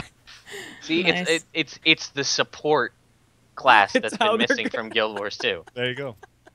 And like, you always can hide. They also have the best stealth of all characters, because when you move up to the side of a mountain and hit like /sit, you just turn into a node, so the enemies just leave you alone. Oh man, it's like Just having an 11th skill. Yeah, basically. It's very intricate. You guys probably Said never stealth heard of was it till OP. just Yeah, no. This is rock armor, totally It's super invincible OP. stealth. Shepard in the I'm- chat says home instance. Yeah. What would it be like in PvP? Like you run into the middle of a Just capture cap point, point. like switch sit, and like someone runs up and they're like, "Why is there a node in the what?" Yeah. It'd be awesome. I think it'd just have have to to- follow the same rules as stealth, where if you did that, you can't technically actively cap. As No, long as that's whenever the you minor pop section. out of it to attack someone, you shout Transformers Autobots roll out. Yeah. Citrus Robot says the elite skill is Summon Creeper. I thought that's what elite skill every girl had on MMO games already. Someone Wah, wah. Oh, Guy81 said Mindston's first. I'm sorry. I gave all the credit to Shepard. Lol. But yeah, I don't know. I bought the node thing just because I support Ruby Bayer's salary, like I said before. But just a lot of the times I buy these things. A lot of the time, just so I can, when we talk about it on the show, I can actually discuss it and be like, "Oh, this is what happens." But yeah, it's randomly against like when you walk in. I'm just gonna go with the human instance because that's the one I know best. But when you walk into like the human instance and you make the left and kind of go up the hill, on the corner where there's the metal fence post and the street lamp thing, there's just 3 rocks, like on the sidewalk next to a fence. And they're all right next to each other, and that's it. 3 nodes. So if you have the candy corn and the quartz, you can get 15 of your daily gathering in your home instance and swing by and get the skill point while you're there. That's about the best thing that I can say it's for, is that you can go mine a couple of things out in the world and then map to your home instance. If skill point amasser is one of them, get a skill point and get the rest of your daily gathering. But Wait, is that a skill point every day? I think so. Oh my god, I unlocked it and I never went back. I just never I think went and they looked said at that it. it was a skill point every day. I was pretty sure that's how it was supposed to work. I don't know. Man. I never go in my home instance. I will check Yeah. tonight and let you know because I went and did that for the first time last night. So Oh, hey, before I left for my shout outs, yeah, I have another one, and he's actually in the chat room. It's Eduardo from Mexico. Did you see his latest video? He made a papercraft of the SAB shield and sword. I did. I didn't. I saw it on Reddit, but it was a full size, like shield Yeah. with the sword in the front, and he did a miniature version that's in our calendar actually. Yep. And if you wanted to do yours, I forgot to copy paste the link. Crap. Eduardo from Mexico, I know you in there. You post the link, eh? So he's gonna do that for you. Yeah, I shouted out to him because I shouted out to all the artists for the calendar. Oh, But yeah, right. his papercraft stuff is phenomenal. Mhm. You should see if you go to his DeviantArt page. He has like I don't know, about like this big, like a Casimir, South Sun Casimir that he did. It's huge. Pretty awesome. So somebody put the developer live stream that's coming in tomorrow, and we kind of talked about this a little bit. It's ready up, all about skills and balances. They're talking about rune and sigil rework, the big hot button issue with all of the forums, critical damage changes, new stat combinations for PvP, and high-level overview of planned balance changes are what we can expect tomorrow at 2 p.m. Pacific Standard Time. First impressions on these 4 topics? Yes, good. They're all things that need addressing. There's so many runes that have effects that don't work that I don't know about, and I'll buy them and go look on the forums, and all of a sudden, oh yeah, this is broken. There's so many sigils that are hard to understand that you don't know if they stack, they don't stack. Mm-hmm. They work this way, they don't work this way. The rune and sigil system is just so difficult to understand. Plus And I would be two-handed really weapons happy. are gimped. Yeah, and Yeah. then two-handed weapons are a problem too. So I'm mostly interested in that because if they get those nailed down, it can present a lot of build diversity because you've got cool things in the runes like summoning birds and dogs and whatever. There are very cool rune effects. If you're not familiar with Rune of the Pirate, if you have 4 of those, you shout Yar and get might. That's awesome. And if I you would have love to see those 6, you incorporated get builds. honey badger bird. Yes, that bird is so strong. The bird auto attacks for like 1400 damage. Jeez. Wow. but Right. it also doesn't care who it attacks. It'll just aggro whatever. Yeah. It just does whatever it wants. That is But- also true. I see a lot of potential for build diversity there rather than, just slapping my ruby orbs on everything as I have been. And I would like to see, hopefully, please, please, please, I know this is a separate team, but balance the acquisition of them somehow. So I don't have superior runes that are 2 silver and superior runes that are 14 gold. Yeah. I went to do, I'm working on an engineer build right now, which has condition duration on it. And for me to do runes alone, not exotic, not ascended gear, just runes alone, 54 gold. Whoa. That's So, that's how it is for my cell set. I wanted to put divinity runes in, and they're like 9 to 10 gold a piece or something ridiculous like that. Like, okay, guess I'm not getting those ever because that's way Nope. too much to spend. 46 gold. I bought a set of 6 last night, actually. Divinity Jeez. Runes. 46 gold. I think I paid 36 for the Travelers on my Guardian. So it's like, I want to Yeah. run fast. Yep. I wish I'd held on to my Traveler runes from my Magic Find set way back. But yeah. oh well. Silver doubloons or platinum doubloons sell pretty well now. Yeah, that's true. And I was at one point saving the silver ones for the hammer, the Juggernaut. Gave up on that pipe dream because they're too hard to acquire. Yeah. But anyway, critical damage changes could be good, could make a lot of people angry. Probably will do it no matter what. Because It's going to be interesting because I mean, could this be the vindication for anything non-Zerker? Who knows? The weird thing is the numbers that you can get with it. Like, it's kind of weird that at max level you can almost get 100% crit. I don't think I've ever played a game Oh, you can. where like 100. Yeah, no, like my ranger is running around in exotics with some ascended stuff that he got from guild missions and stuff that gives him 80% crit. And then I've got Perma Fury with the build that I'm running, which means I'm at 100% crit at all times. And it's like, it's weird. Yeah, I mean, I'm not at 100% crit, but you can get 100%, I think, crit chance, and you can still have a relatively high crit damage. I mean, Yeah. yeah, and it's crazy. But I don't think you can't get nearly as close. Like if you were to do just a straight power build and build up, so you could just do outright damage. Oh boy, guild docs maturity level. It's Nice. beautiful. No, it's all good. All right. So I think we're gonna move on to our actual interview with a half an hour left before Kate has to leave. Yeah.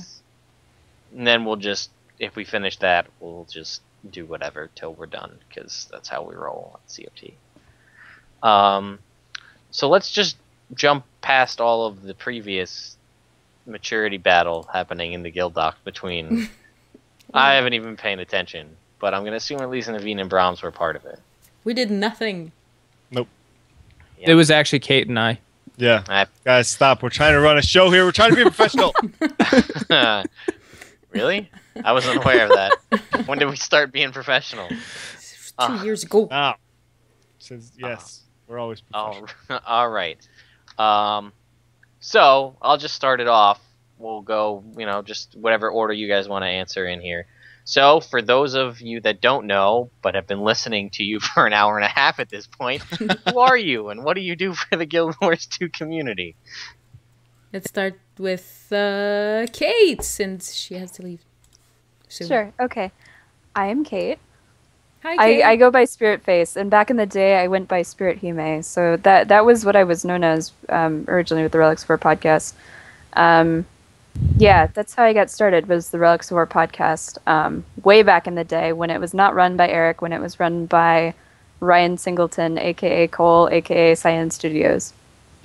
Happened to randomly be looking for a Luxon guild and accidentally joined up with a podcasting guild and just dove in head first, got involved with the show, and then it went on hiatus, and when it was coming back I was going, yeah, I'll host it, sure. And so now I've been been a co-host for over a year. Relics of Orr podcast. I do a lot of behind-the-scenes stuff for Relics of Orr. The Twitter. I do the Twitter. I do the YouTubes. I make things happen. I remind people that they were supposed to do things. I do. All right. Eric, how about you? My name is Eric. Also, in-game name is Shongaku, or however you want to pronounce it. It's random letters assigned together. Anyways, I am the, I guess, producer, director, host guy of Relics of Orr. I joined up, actually, Relics of Orr in the beta. Open beta 1 for Guild Wars 2. And Relics of Orr had been on hiatus for a while. And I was like, hey, guys, you should do a show. And I asked them when the show was coming back because they were all in beta. And they were like, oh, well. And I was like, I'll be on the show with you. And then over like the next 3 episodes, Cole decided he wasn't like super keen on continuing to do the show, but I was like, I want to do a podcast, so I took over. And what do I do for the Guild Wars 2 community? I leech off of it. No, I try and keep people talking to each other when I can. Although you guys do an amazing job of that, so props to COT. But I try and like bring people from various places and that maybe people don't really know and get them on Relics of Orr occasionally is sort of the thing that I try and do. And yeah, so, and then I run Relics of Orr podcast every Tuesday at 6 Pacific. Pacific, yeah. Pacific. Yes. It's crazy. Or 9 p.m. Eastern. Yeah. Or 9 p.m. Eastern. Twitch.tv/Relics of Orr. It's crazy because you guys run the show on Tuesdays, which is, patch day in the community. So it's like you really have to get all the info and go in there and look at everything and then do the show not too long, 6 hours after the patch launched. Yeah, my Tuesday afternoons are insane. I get off class and then all of a sudden show notes spawn out of nowhere. I get off work about 3-4 hours before the show goes live. So I have to get home, which is a 30 to 45 minute drive, and then I can sit down on my computer and actually start figuring stuff out. It gets a bit exciting on Tuesdays. But when we were going live, I looked at it and I was like, well, okay, you've got Guildcast on Wednesday, and I have a gaming session on Wednesday, and then you guys are on Thursday, and I'm like, I don't want to step on anyone's toes, and Friday's just way too late. So I was like, we're going Tuesday. And everyone was like, are you serious? And I'm like, yeah. Well, we used to do. It's obviously been working out for you guys, so yeah, something. Well, they did come on our show, but yeah, it's all downhill from here. I was actually going to use this opportunity to announce the closure of Relics of Orr. No. There's actually something going on, like a myth. Don't worry about it, but every time we have a guest here on COT, their podcasts go down. Oh, I know. We talked about that while you were gone, and I said, and now Guildcast is gone, and we had Sean Schuster here. Yeah, Man, but Sean isn't part of Guildcast anymore. He started it. But we'll see. Goes back. Oh, you're good though, because you haven't had Ryan on the show, and he started Relics of Orr. We're Relics of Orr episode, edition number 2. Yeah, version 2. All right. Then we're okay. So it's like a cover hex that we've got from Guild Wars 1. So it's like, okay, I've just got Insidious Parasite on there, and we're good to go. Yeah. Love me some. Well, that actually lets us. There's a word, and I totally just forgot what it was. Segue. It's always segue. That's the one. I was looking for a T word, but it wasn't a T word. It was an S word. Well, unless it's like Sun Tzu, which is like TS. Yeah. It could be TS Gui. Anyways. We're going to segue into that. Yeah, anyway. So tell us a little bit about the history of Relics of Orr. You guys talked about it a little bit on your podcast and how you said it was Ryan, right, that started it originally? Yep. So how did all that go? So back in 2010, they started rolling out professions, I think it was first, all of the slight reveals, and Ryan said, yes, I want to start doing a podcast, and didn't didn't necessarily think it was going to take 2 years for the game to come out from professional reveals. So they got into it, had a huge, so many hosts. The old Relics of Orr had, oh goodness, I think by episode 42, that was their anniversary episode, I think they had upwards of 14 hosts rotating in and out.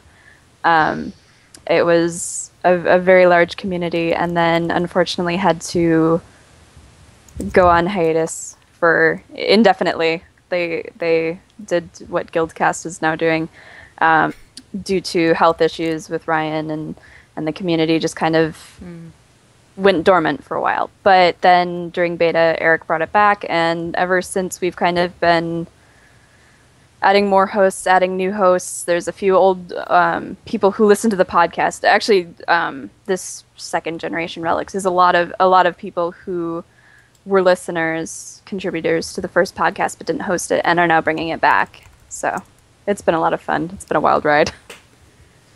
And how did you guys come up with the Relics of Orr name? It's actually it was the name of the guild that Ryan founded in the original Guild Wars. He was big into the lore of Guild Wars, not so much Guild Wars 2.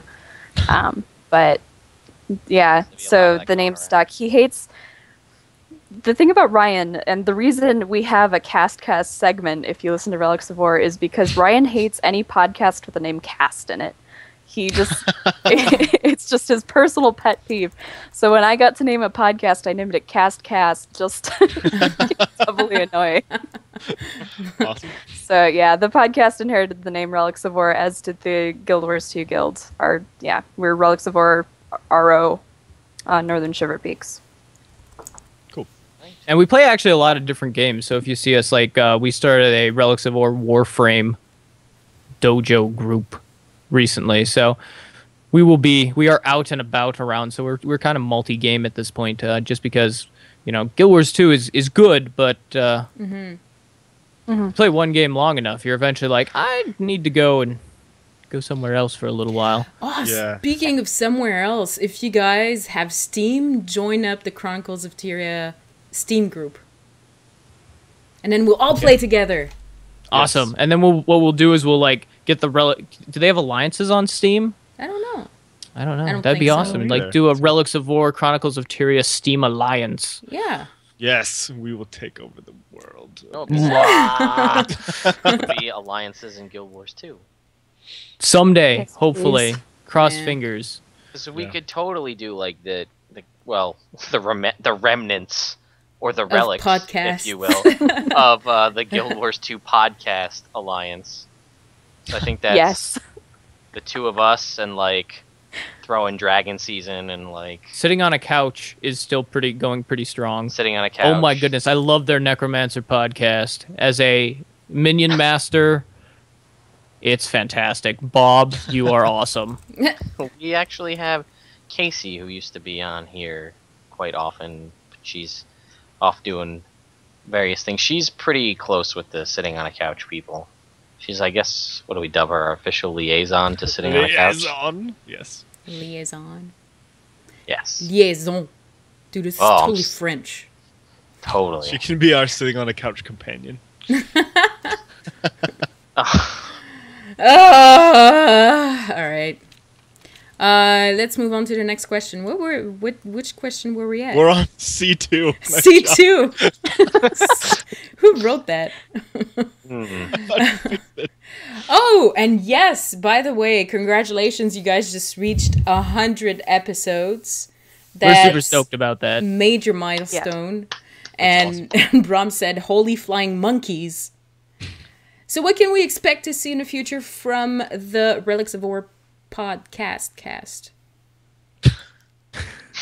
Technically, we're like a vidcast type thing at this point. I mean, they're not a pure podcast, but you can tell because when you listen to the audio of our podcast,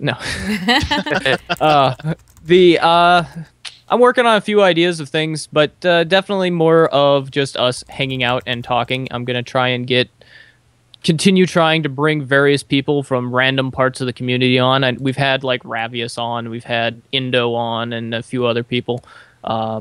which is pretty cool. Ravi's from Kill 10 Rats. Indo is like one of the big SPVP or WW guys on Sanctum of Brawl, and I like bringing people on from various non-normal places that you're like, I don't know what this person's what their face looks like, and we try and get their face on the internet, and it usually fails, and then you end up with like smiling Nova Scotia. That happened once. We had a screenshot of Nova Scotia with paint smiley face drawn on it. Awesome. And that was someone's icon for the podcast, but it was actually Hunter from Hunter's Insight, and yeah, so definitely more of that if we can, and if I can find the time. And I'm also going to try experimenting as usual, which that's pretty much what Relics of Orr is, one massive experiment at this point. It's like, I think I can do this, and then I end up with 7 people lagging out on the internet. Oops. So our podcast is a more reflection adventures. of the game. We play an experimental game. We're an experimental podcast, you see. It's perfect. Or it's a reflection of the guy who's producing it. Yeah, that guy, he's so crazy. Utter chaos. on the news site part of things, we also relicsofwar.com is our homepage. We do have stuff going up there all the time. Yes. We've got a fantastic Washington Blood has been hosting the Relics of War podcast as we continuously rotate out our hosts and have all kinds of stuff going on. He writes fantastic LE posts. He's very in-depth on the LE and does examines it from all kinds of aspects, so if that's what you're interested. But he also does news posts, so we get those a lot. We're working on getting more to... He'll highlight stuff off their Facebook page, so if you're like, well, I kind of want a one-source shop for news, it's actually getting... He's quite good at finding stuff. I was impressed. He basically single-handedly kept Guild Wars Insider going for a long time. Mm-hmm. So if you guys were following Guild Wars Insider and there was that period of time where it was just like one person posting, that was washed for months. So we said, hey, it's just you over there. Why don't you come hang out with us? And so he has been just fantastic.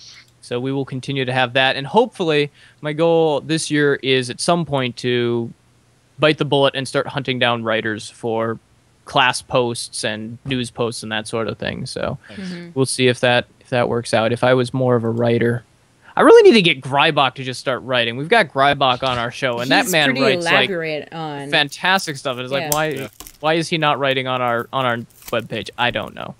So that's kind of 2014. Yeah, if you're interested in writing, come talk to us. We'll work something out. But not fan fiction. Doesn't have to be anything specific. That's these guys. And they're yeah, we don't do columns of professions and whatnot. It's mostly fan fiction on the website. So we wanted to go into news, but that kind of went downhill because no one would apply to write news sections. So I was like, it is hard to find writers. It's hard to find writers in a volunteer situation. Yeah. So that's why when Washed was like the last person on Guild Wars Insider, I looked around and I was like, so 7, are you doing anything with the Guild Wars Insider? You didn't respond to my email, so I was like, so, Washed, can you forward this email that I'm sending you about coming over to 7 and see what he thinks? And he didn't respond to Washed, so I was like, you're on our team now. Congratulations. Yeah, I think the only time we had news posts was when Casey was done with school before the game came out. Yeah, she was posting anything that came out as soon as it came out directly, because we were all working and she's on an off schedule being in Australia. But yeah, I mean, if I didn't have to work, I would so be our news writer, but it's hard to can I pimp a thing? Do it. Dragonseason.com/news. Tillian has got this wonderful setup on Twitter where if you use any of his pre-approved hashtags, it'll go straight into this news feed, and so it's pretty much instantaneous Guild Wars 2 news on one page. So props to them. I'll find a link for it somewhere and put it so you guys can find it. Yeah. And just straight up props to Tillian. Oh my goodness, that man is amazing. I know. He is like the beating heart of the Guild Wars 2 community. I agree. It's every time everything's retweeted. Everything is he's a big tweeter. Can we say that? A tweeter? Yeah. But basically, every news that he finds and everything that's come up, with Guild Wars 2, it's straight up right on Twitter. And I mean, if you have a fan site or fan news about Guild Wars 2, really look up Dragon Seasons on Twitter and contact him if you want to be added onto his new hashtag stuff that he does. And that's actually a pretty great idea. What he's doing. It doesn't even have to be news specifically. Just if you've got art, if you've got a community project, anything, take it to Tillian. He'll help you promote it. It'll be wonderful. Yeah. He's amazing. Yeah. Yes. He single-handedly made a interview that we wanted to do possible, and it was amazing. It was fantastic. Wow. Nice. Yeah, definitely props to Tillian for sure. So back to the interview though. You guys mentioned that there is a Relics of Orr guild. Is that guild mostly PvE, PvP, WW? Do you guys jump around? How's your guild comprised? Mainly PvE. I'd say the majority of our guild is kind of dungeon runners. That's kind of our thing. We like to get groups of people together and do PvE content. Not necessarily open world, but like harder stuff. Guild missions we really enjoy. The not raids, but like temple runs. Although on our server on Northern Shiver Peaks, there's temple runs nightly, and so there will be hundreds and hundreds of people down there, and it's a lot of fun. Something you have to work at necessarily if you're on our server, but that sort of thing. We do have a handful of PvPers and World vs. Worlders. It's a very eclectic guild. Everyone just kind of gets together. It's more of a social guild, really, than, we're going to get together and go do this thing guild. So. All right. Cool. So here is one of the big questions, I guess. What do you guys think of the state of the game and the living story now? And are you still as enthralled by it as you were when it first came out? Oh gosh. So we have nicknamed Relics of Orr the Grumpy Podcast. Oh. Or the premier collection of Guild Wars 2 windbags. There's. Yeah, we can get a little bit grumpy. I personally, I'm getting excited for what's coming up. I think that they're moving in a really good direction, and the CDI. I am not necessarily as excited about Guild Wars 2 as when it first came out, but I am still doing a podcast, so that's fairly significant. I like Guild Wars 2's. I like the core of Guild Wars 2. I like sort of the baseline. I think that it could use a few more player-driven systems than it currently has. But then again, I am the sandbox guy in our guild. Mm-hmm. And I'm like, yeah, give me like capturing open world, capturing towns and taking them over and buffing them up with your guild in the open world. Give me massive events and give me the ability to like buy a mine and build it up and things like that, and going out and giving player systems that give the players more control and let the players almost become content for each other. And they're looking at that somewhat with the dynamic event system. I'd like them to maybe move out of that a little bit more and give the players more ability to drive zones and that sort of thing. So I still play Guild Wars 2 fairly regularly, try and get my dailies in at least 2 or 3 times a week, but I'm also dabbling in other games. Nice. Yeah, this 6-week break has really allowed the dabbling. I love the 6-week break, because I could just sit back and be like, I don't have to be in Guild Wars 2 necessarily. I can go play Warframe. I can get my way through the enhanced edition of Baldur's Gate. I can play the...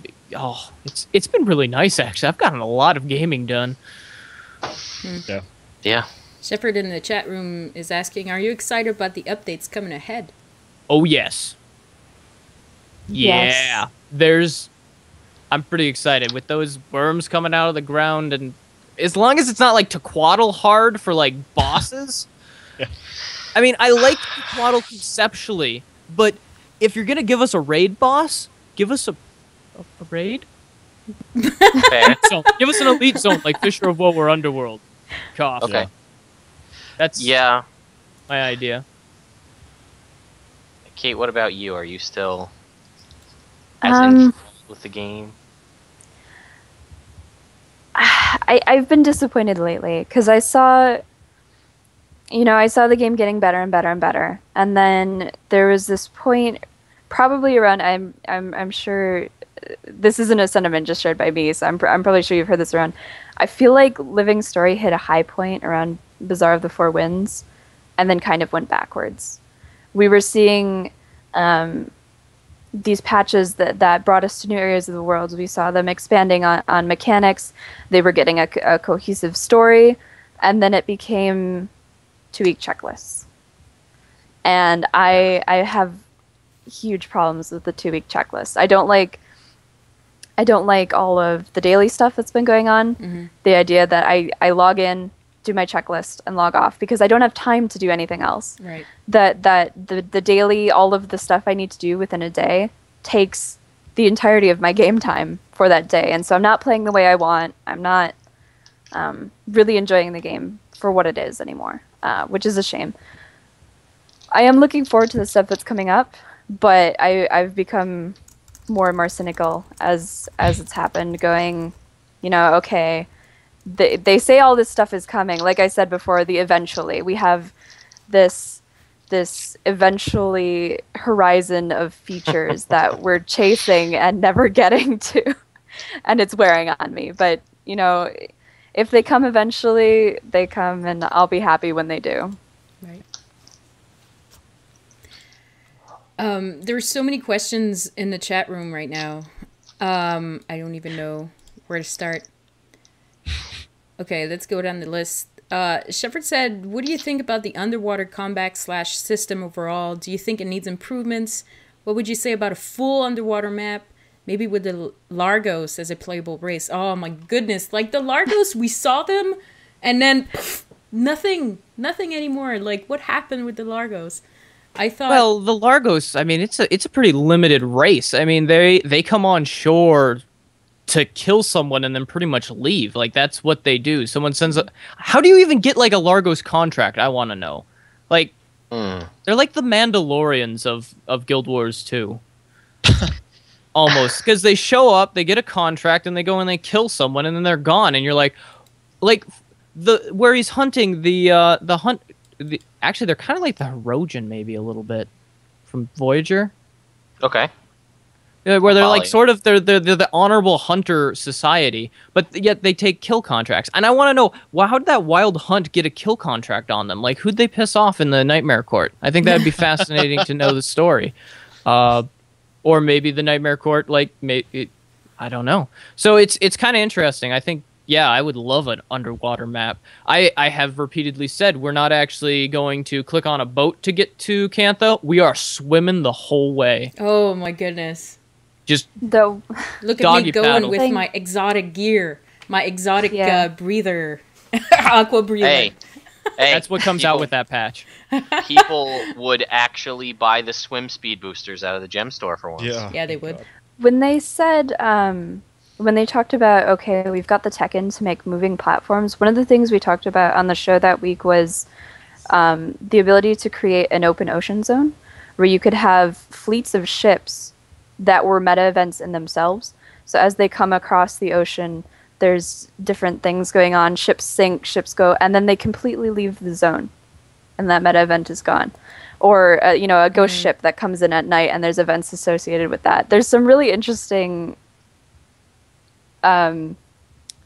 possibilities with open ocean.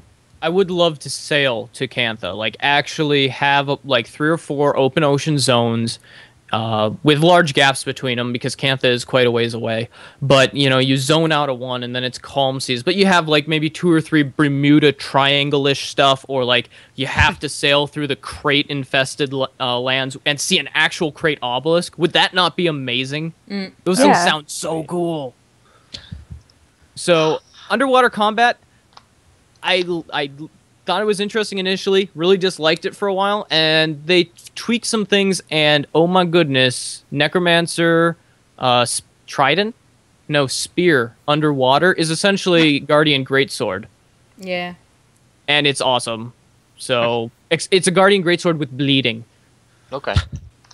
I would be down. I want to own a vehicle. In Guild, a boat, an airship. I don't care. Hey, that's where your sub fee can come in. Uh,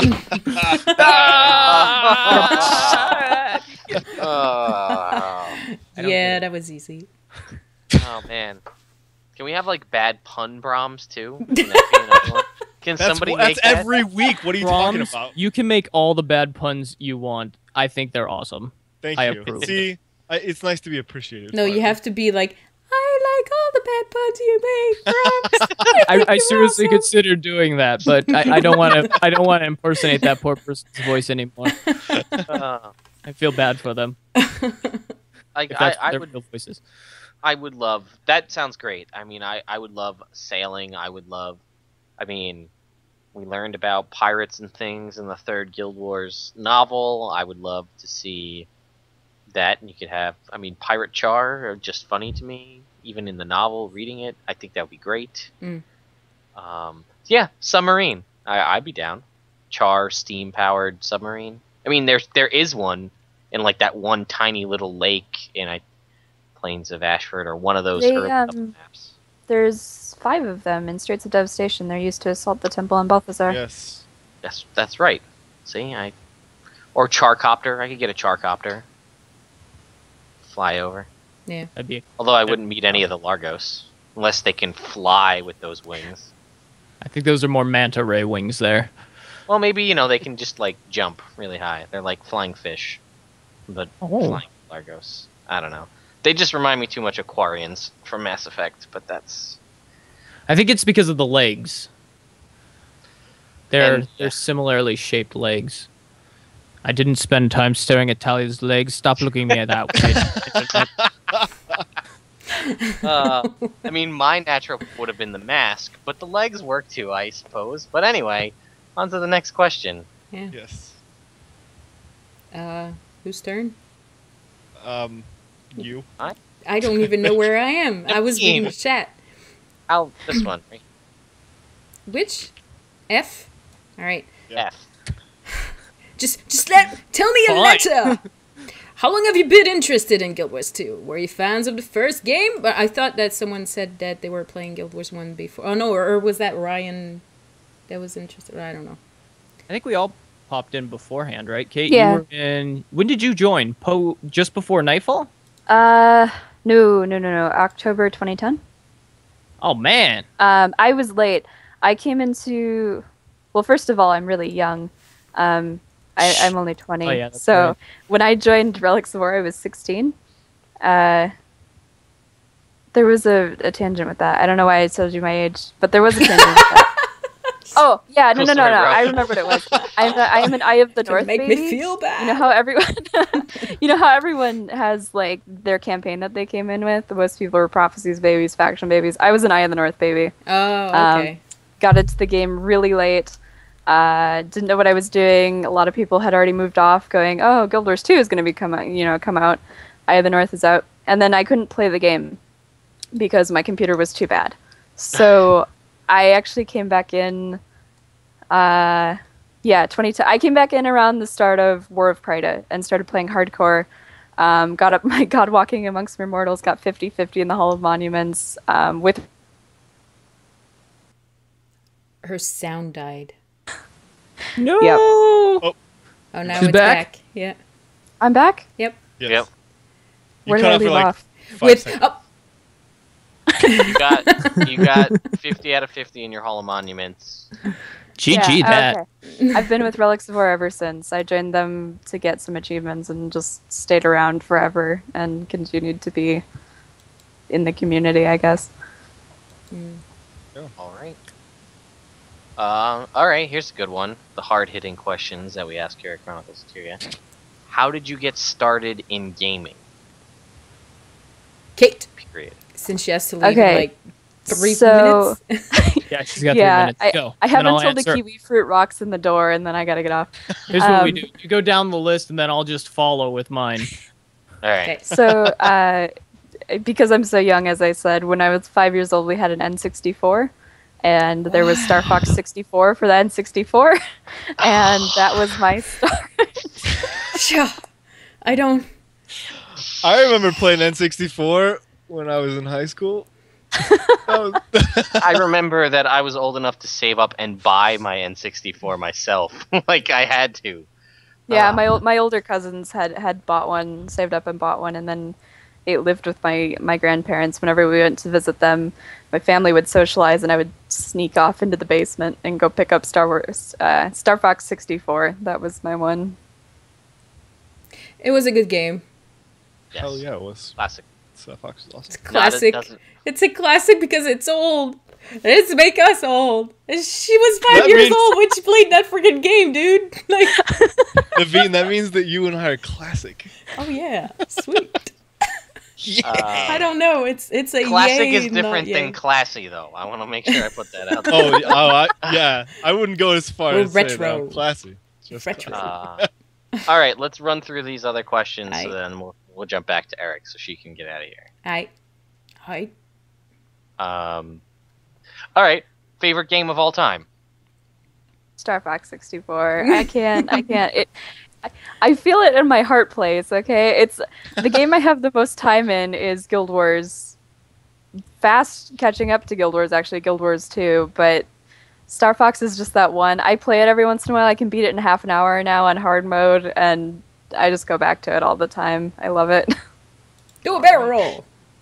Yeah. Do a barrel roll. Technically, not even a barrel roll, but I No. want to rip that. Check out game theory. Don't on give that. up. Trust your instincts. Stay on target. Wait. It's,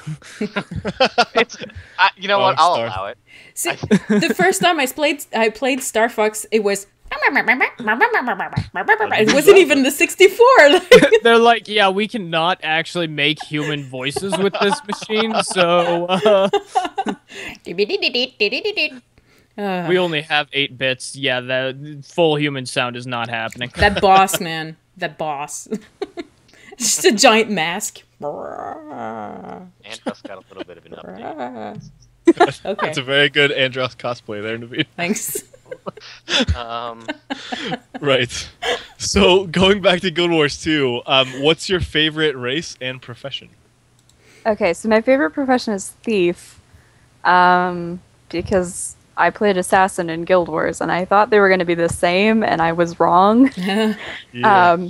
But I did fall in love with the thief. I've got way more hours on that. I have 8 80s. I play all professions. And how Or many somewhat how many professionally. thieves do you have at 80? 1, but I have 2 thieves because I love Char, and I didn't have a Char thief. I rolled a human thief to be the descendant of my human assassin in Guild Wars, but I love the Char. I have 3 Char. I have 5 kind of planned, but don't want to buy the character slots because I want Tengu to be a thing. Yeah. Yeah. So I'm slowly resisting, but as I get more characters to 80 and gear them out, I'm like, well, I'm not doing anything else. I might as well roll another character. I've got 11 now. Yeah, Wow. this many Nice. plus 1. 16. This one. 16. Nice. Get out of here. 16 in 1 and 2. I have 16 or 15 alts in both games. I Nice. approve. Ridiculous. Now you just have to play them sometime. No! I've got 2 guardians at 80. Oh no, so I have 9 80s. I've got 2 guardians at 80, and one of them never gets played now because she was geared out support. I was gonna do her. Oh, she'll be my support guardian, and then I'll build a berserker guardian because it's faster to level 1 up and gear 1 out than switch builds all the time. Yep. My poor cleric's guardian never gets played, and I feel bad. She's my Which only one's your Asura. clerics? Oh, you little don't play that? Flummox. Flummox is Yeah. amazing. You should just play her Horrible, I because she's know, but- awesome. Yeah. Naveen, you want to ask the last question, and then we can let Kate get out of here? All right. So, Kate, if you could add or change one thing about Guild Wars 2, what would it be? Oh, that's such a tough question. And one thing. That's the tough. Oh! Can I tell you one area I would really work on? Does Okay. that? Yep. Sure.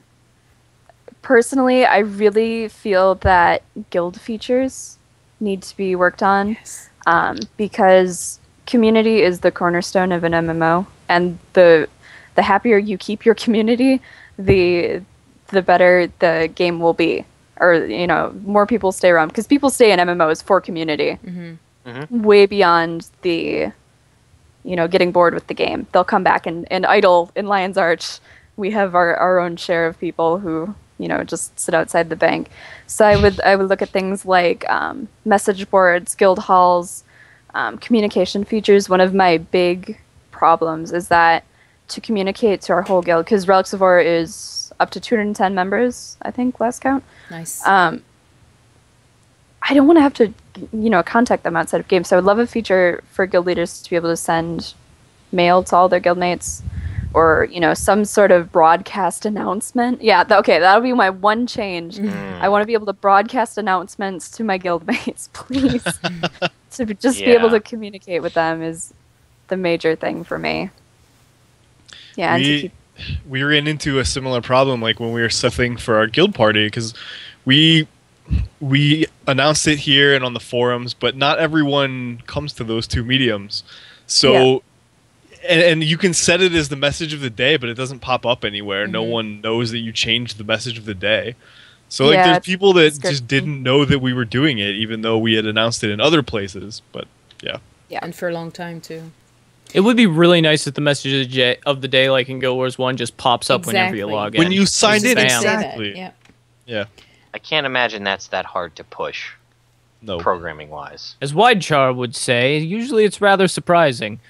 There's a coder for ANET that watches our show, and he's like, sometimes things get interesting. The thing is, though, it's a modded version of the Guild Wars 1 engine. Right. So that means that the code's in there, like, somewhere. Like, they could go in there and be like, oh, I'm just going to put a 1 in this box, and bam! It exists. Yep. It's somehow all tied into heroes, so there's like no way to pull it out. They put it in, and all of a sudden you like log into Guild Wars 2, and there's like slots for like Menlos following you around, and you're like, oh my god. Brother Menlo. Or worse, it's like all Alicia? Oh no. Freaking monk that wouldn't heal you, dude. And imagine you go into like one of the places where all those downed characters or NPCs, you'd be like running along and she'd look over and she'd be like, there's someone downed over there. I'm gonna go res them 10 seconds. And you're like, really? I need to go. Okay. That's basically how she worked. All right. Well, unfortunately, the kiwi fruit has walked in the door, so I have to leave now. All right. Well, thank you very much for being on the show, Kate. Thank you very much. Yeah, Thank you thanks, for Kate. having me. It's been a lot of fun. Have a good night, guys. Bye. See you later, Kate. And yeah. Oh, that's cool.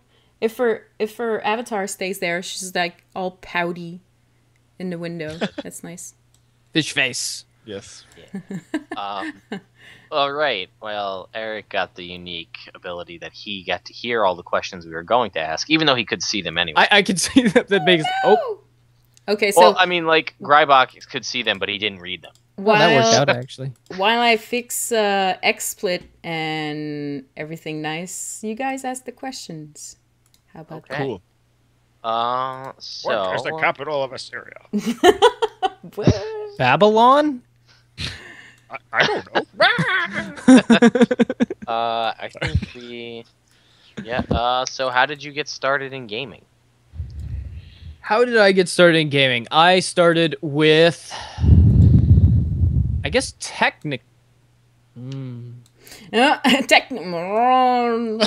So I would say school. Probably in Alaska, we had a bunch. Oil money is an amazing thing for school districts, and it gets your all of your elementary schools just fantastic computer rooms, computer labs, and so we would have computer time usually like once a week. And so I started with the classic games, Number Munchers, and the educational games. So Number Munchers and Math Blaster, those sorts. Oregon Trail, that was always the big one. Trail. Yeah, like first gen Oregon Trail, and then the computers kept getting better, and I didn't have any consoles as a kid. I'd go over to a friend's house and maybe play a little bit of Mario or something, but not really that much. So then my gaming sort of evolved into playing the fancier ones when I started getting colors and things, and there's like Museum Madness and that, and then I discovered Amazon Trail, and then Amazon Trail 2 was amazing. Like I actually went and bought that with my allowance and dog feeding money, and so That's an amazing game. If you guys ever find it, it's like all FMVs for the various places you go, but it's really good. I spent a bunch of time in Costa Rica, and I was like, I know what all these animals are because I played Amazon Trail. It was amazing. So, educational games. It inspired me to travel and that sort of thing. So I started there, and then the dark days came when I began playing just entertaining games. No, wait, that's actually awesome. A friend of mine handed me Baldur's Gate, like the 5-disc set, and was like, "You need to play this." And see you in a few years. Yeah. I never finished it. Like that first time. I mean, I've played it many times since then, just because it's that first like game. But I was like, I'm gonna make a hobbit, and I'm gonna make a thief, and that was a lot of fun. And so that's sort of where I started gaming, and then moved into Warcraft, Orcs and Humans, Dark Forces, just some fantastic classic early '90s games, and yeah. Eventually made my way into doing MMO games and that. So that's how I started gaming. Right. Not like crazy old school. I'm not like a Pong baby. Well, at least you didn't start up with Star Fox 64. Like. Oh, I know, right? Man, I was in like junior high when N64s came out. I don't remember where I was. We all gotta get our crutches out. Like, well, see, the great thing is if you've got glasses, you just put it at the end of your nose, like curl your lips over, and you just start smacking your lips. You're like, about. Anyways, that's what I sound like. Awful. That's beautiful. Thanks. Bromms, you want to take the next one? Yeah, I'll do it the next one. What is your favorite game of all time? Although maybe you answered that with Amazon Trail. 3 actually. Amazon Trail 2, Baldur's Gate, because they're both 2 is really good. Like it's no one played it, but it's more fantastic. Hyenas. So I'm an Amazon Trail hipster. I have to wear a scarf whenever I'm playing it, and like drink my mate, and I have to have like a Scarlet Macaw or Quetzal on my shoulder while playing it. Amazon Trail 2 fedora? I don't. I need to make one. I'll be right back. So those, and then I would also say Mass Effect 3. Actually, what a good game! Right. Oh my goodness! Minus the ending choice. Yeah, in my opinion. But that's the interesting thing about Mass Effect 3. First of all, with the addition content to it, oh my goodness, fantastic way to end the trilogy. And Rannoch pretty much just sold me on the game. I love Rannoch and Tachanka. Both of those sequences are, I think, some of the best gaming storytelling that I've interacted with. And there's probably better stuff, but I just really liked how those played out based on my choices, 2 games before. So yeah, and even though it was kind of an afterthought, I love the multiplayer. Oh my goodness, that multiplayer is amazing. That's one reason why I'm playing. It was competitive, because then I would have been like, I've said many a time to my friends, if Mass Effect 3 multiplayer was competitive, that would have been like, that would have been my game. I would have started. That would have been an amazing. That would have been fascinating competitive. I'm not sure how you would work the powers, but I would have that would have been like, I'm going MLG, guys. Peace out. Mass Effect 3 multiplayer. If Mass Effect 4 is not a co-op game built on that and actually functions, because I will say Mass Effect 3 multiplayer, buggy as all get out. Yes. It is hard to play with your friends in that. Like, you can do a startup match and it'll work okay, but with your friends, oh my goodness. But that is a fantastic game. That is just Dubstep Jedi. Yeah. Yeah, it's Dubstep Jedi. That's essentially what the biotics are. Dubstep Jedi. Especially if you get the biotic with the katana in the multiplayer, you're like, yep, I'm just a straight up Jedi. Yeah. No, if you haven't played any Mass Effect games, I would say start with 2, because 1 is just Elevator City. And I mean they're all kind of Elevator City. 1 just doesn't play as nicely as 2 and 3. Yeah. Either. 3 refined the combat mechanic to, like, as I have Brilliant. 0 complaints about the combat mechanic in Mass Effect 3. The only complaint I have about the combat system in Mass Effect 3 is going back and playing Mass Effect 2, and it's sucking in comparison. And then you go back and you play Mass Effect 1 and you're like, well, I'm just going to grab a shotgun and kill everything because that's how you play this game. Yeah. It just... I haven't played 3 yet, but everyone tells me it's a really good game. So, like, 2 was an amazing game. It was awesome. And I wasn't expecting it. I thought it was going to be kind of blah. But, yeah, I still got to jump into 3. Well, I could talk about this game forever, but I really like Tali and Garrus as your NPC. That character development, I don't think I've cared about characters as much as since Final Fantasy VI. And I was playing that sucker on an emulator because I never had a console. And so I was speeding through all of the non-story stuff. Dude, Final Fantasy VI is the best Final Fantasy. Is my favorite one. Get out of here with that nonsense. 9 is so Well, much. it was so called good. Final Fantasy 3 Wait, on did someone Super just say NES. 9 is better? Did I just hear Yeah. 9 is... 9 is the best one. With the monkey dude? Aw, that's it. yeah, Eric left. with the monkey dude. With the monkey How's it feel dude? to be so wrong? Alright. I'm not sure I like that one. I'll come out and admit that I'm not the biggest Final Fantasy fan. I'll say it out. If you say front, 13, we're all walking off. please, I will. We're I all will dropping leave the the show like it's hot. No, I mean I've throughout my lifetime have owned every single Final Fantasy game from Props. 1 to 12, whether it be in an anthology system or on SNES or what have you. But I really liked 8 a lot because I liked the invention of the gunblade. I thought that was really cool, and the limit breaks were fun. 7, I never got into 7 the way the universe got into 7. I was always I'm living with my N64 and Ocarina of Time, just instead of 7. But and I mean, and I got into 10 for a little while, but I don't know. I would say you got to spin off of that and go Chrono Trigger, Chrono Cross. Chrono Trigger is my favorite game of all time. Chrono Trigger is great, and It's a great game. I mean, and maybe that's why I like Krogan so much in Mass Effect, because Glenn Frog is one of the best characters in RPGs.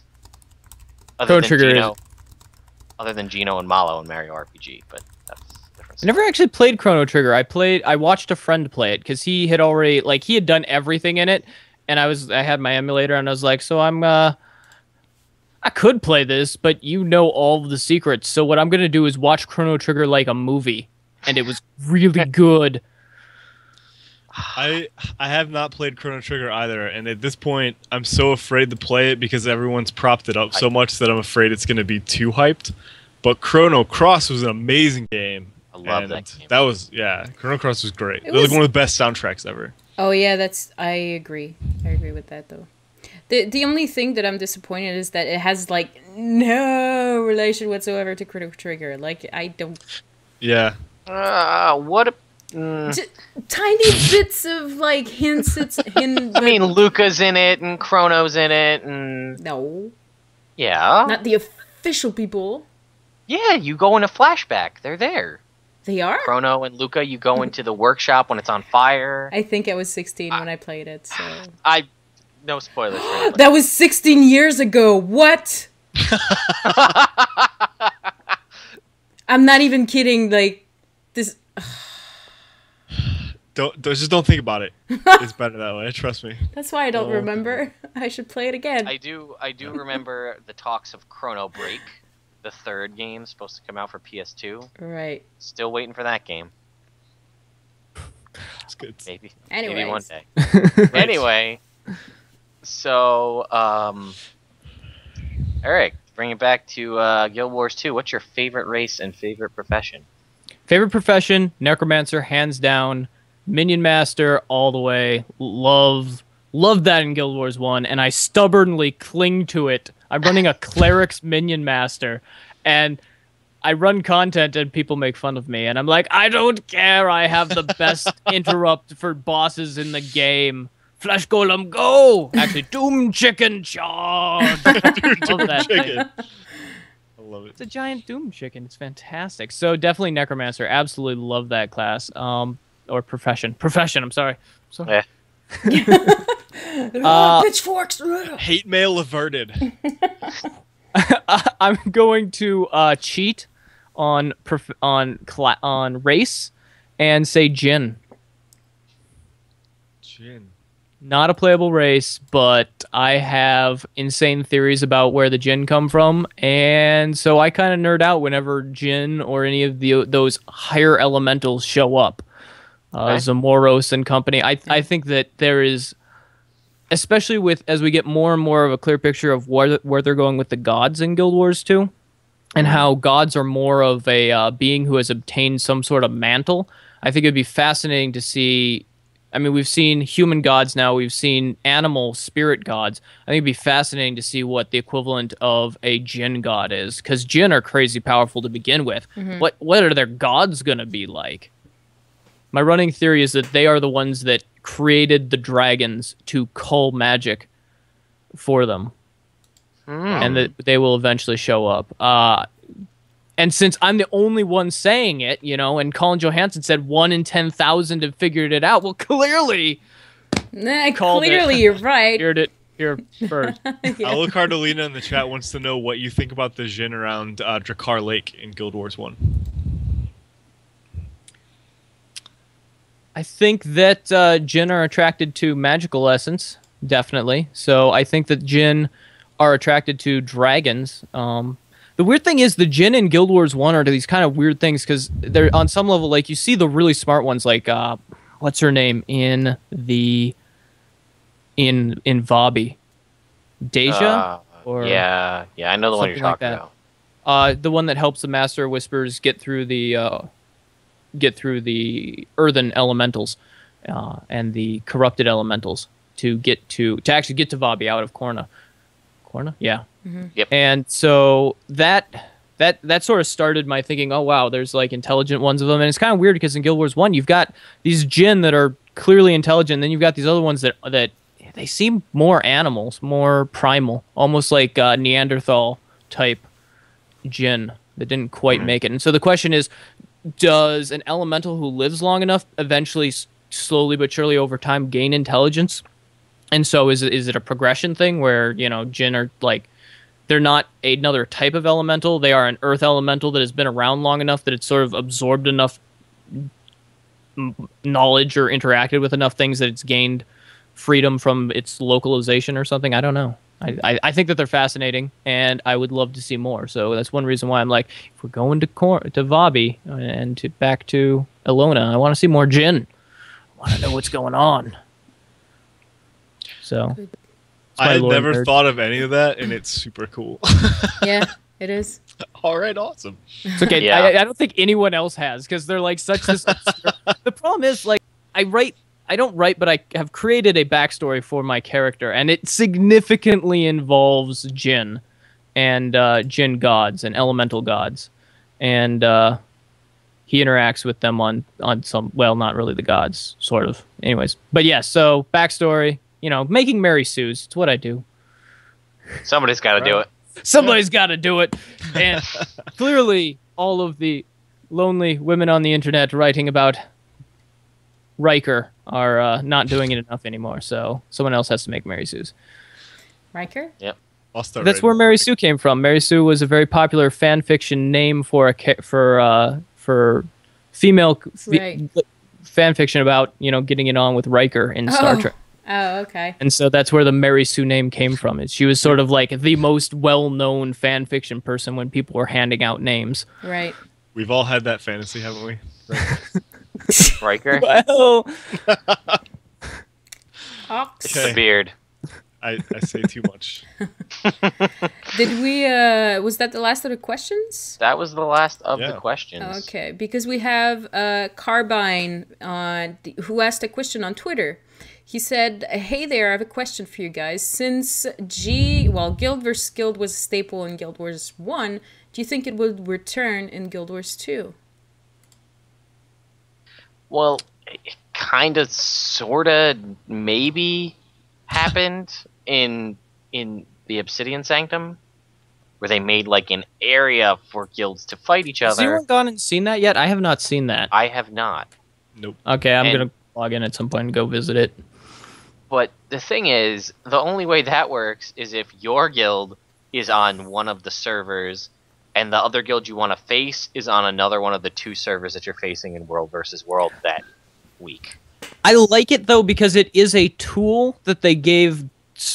Because there was already a robust sort of outside of on the Borderlands maps, a very robust. Okay, these are the guilds that you have access to this week. Who do you want to fight? And they already had built that system, and so this basically said, okay, you've built this system. That is awesome. We are going to give you a place to enact that system. I like that while it is not necessarily their fix for guild wars necessarily, that they are willing to. I mean, I'm not sure how much work it took, but they're willing to say, oh, well, you've created this cool system. We're going to enable that system on some level. I thought that was really, really nice. And I'm really glad that ArenaNet dev said something mean so that they had to put it in. Yes! Yeah, because I do, you know what, thinking about it now that you mentioned it, I agree, because even if that is something they have planned down the line in a more formal capacity, they're taking the steps to be like, okay, we can't really give you what you really want right now, but here's a quick fix to keep, you going. Also, we're going to separate Obsidian Sanctum, and you can go straight into it, so you don't piss off all the other people that actually want to, try to change the world, or try to, fight in Eternal Battlegrounds and do things. Whereas their queues are being filled up by the 20 versus 20 GVG just sitting in an Obsidian Sanctum. And, like, lo and behold, you're the one person who wants to run the jumping puzzle, and you accidentally walk between guild versus guild.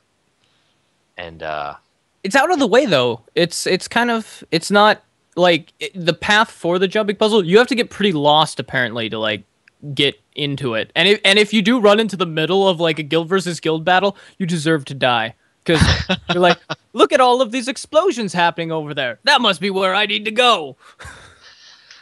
Yeah, I mean, you're not wrong.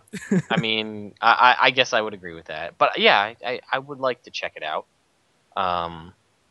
But I would love to see a formal capacity GVG, because it was a big part of Guild Wars 2, or Guild Wars 1 rather. And I don't know if our video, there it is. Okay. And I also would love to see the return of the Annex, like the Team Annex arenas that were in Guild Wars 1 that were added towards the end. That, I mean, there's not really the ability to do that in Guild Wars 2 because the skills are so limited and the traits are so limited. But that was, for those of you who don't know, in Guild Wars 1, what originally was Team Arena, eventually got changed into this like Annex Arena. 414 people watching us right now. I'm going to accept that. Come watch Relics of Orr every Tuesday at 6. But I that's the most shameless plug. Yeah, right. I would like to say that was I didn't play too much in it, but it was really fun because you would go into I don't know if it was every day or every month or every week, however it was when it changed, but you'd essentially log into this arena to do team versus battles in Guild Wars 1 PvP, but it would like every month there would be like something. You can't use these skills, and you can only use these skills. When they added the instability. Yeah, and well, like instability was in there, but this was like the whole like you would go to the random arenas, and there was the instability effect, and you would just the closed, like the sealed deck play type. Yeah, where you would log in and it'd be like, okay, well, you might have 1,000 skills, but today or whatever this week you only have access to 100 of them, or whatever it is, and it was less. It was like 20 from your primary and secondary profession or something, wasn't it? It was like tiny. Yeah, it was. But like, I really like that. But you can't really. I don't see the functionality of that happening in Guild Wars 2. Also, Naveen, we have 905 people watching right now. Apparently.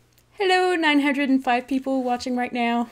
I think Twitch just broke. I was gonna say, some people in the chat are saying that it might be another DDoS, so we should be ready to like all of a sudden just crash completely. Well, Hopefully that's sad. not the case. If it Hopefully is all a those deal- 905 people are real and they're like our biggest new fans. Hi everybody. Could happen. All We're looking for oh, sponsors. $9.99. This is Yeah. gonna end poorly. Yeah. All right. So before we crash and burn, Yeah. what was the last of the questions? We're on the question of the week. Question of Yeah. the week. Oh, you put that there, Brahms? Yeah. All right. I'll let you read it then. Okay. So we talked about it a little bit earlier, but the GW2 Project 365 is gaining a lot of popularity in the community, and there's some really awesome screenshots coming out. So if you could take a screenshot of one place in the game, where would it be and who would be in it? Just kind of describe your screenshot, and we'll throw some gold at you if you win. Yeah. We'll Pick up a literally sack of it and just throw it. cha. Exactly. Yeah, exactly. He also said if you could take the picture of anything, where would it be? What would it be? Logan's backside, the by Ogden's hammer guy. By Describe your screenshot. Apparently we've reached 1,100 viewers, and according to Guy81, he says he's sorry his whole family's watching. Oh, Sweet. You have a big family, dude. Thanks for recommending them all. you have very affectionate relatives. Yes. Yeah. Also, Shepard says it's the Mersat. I saw some mentions of Scarlet. Oh, damn. Don't worry, folks. It's all going according to plan. Yeah, Yeah, apparently. we all got infused before the podcast, so TikTok, thump, metronome, Clefairy, I don't know, whatever. Clefairy. That Because was there's the a metronome Pokemon, apparently. Yeah, Yeah. Clefairy, this was their metronome dance in the anime. Oh, yeah, that's true. Yeah, well, you mentioned that on the podcast, too. I forgot. Oh, well. Doesn't matter. Alright, guys. So we've already hit 1,142 subscribers. And totally legit subscriber. Or You watcher. Yeah. know what? Views. When take it. my wife yells at me and says, you were on the podcast for 2.5 hours, and I say, we had 1,000 people watching. Yeah, but we went from like 47 to 1,000 people. Wrong. No. Anyway. Dude, all you gotta do is run in there naked with your miner hat on, and what's gonna go wrong? It'll be awesome. On that note, ladies and gentlemen, for episode number 79 of the Chronicles of Tyria podcast, I'm Lagywn. I am Brahms. I'm Naveen. And I'm Erik. Or Kate. Or both, from Relics of Orr. And we will see you next time.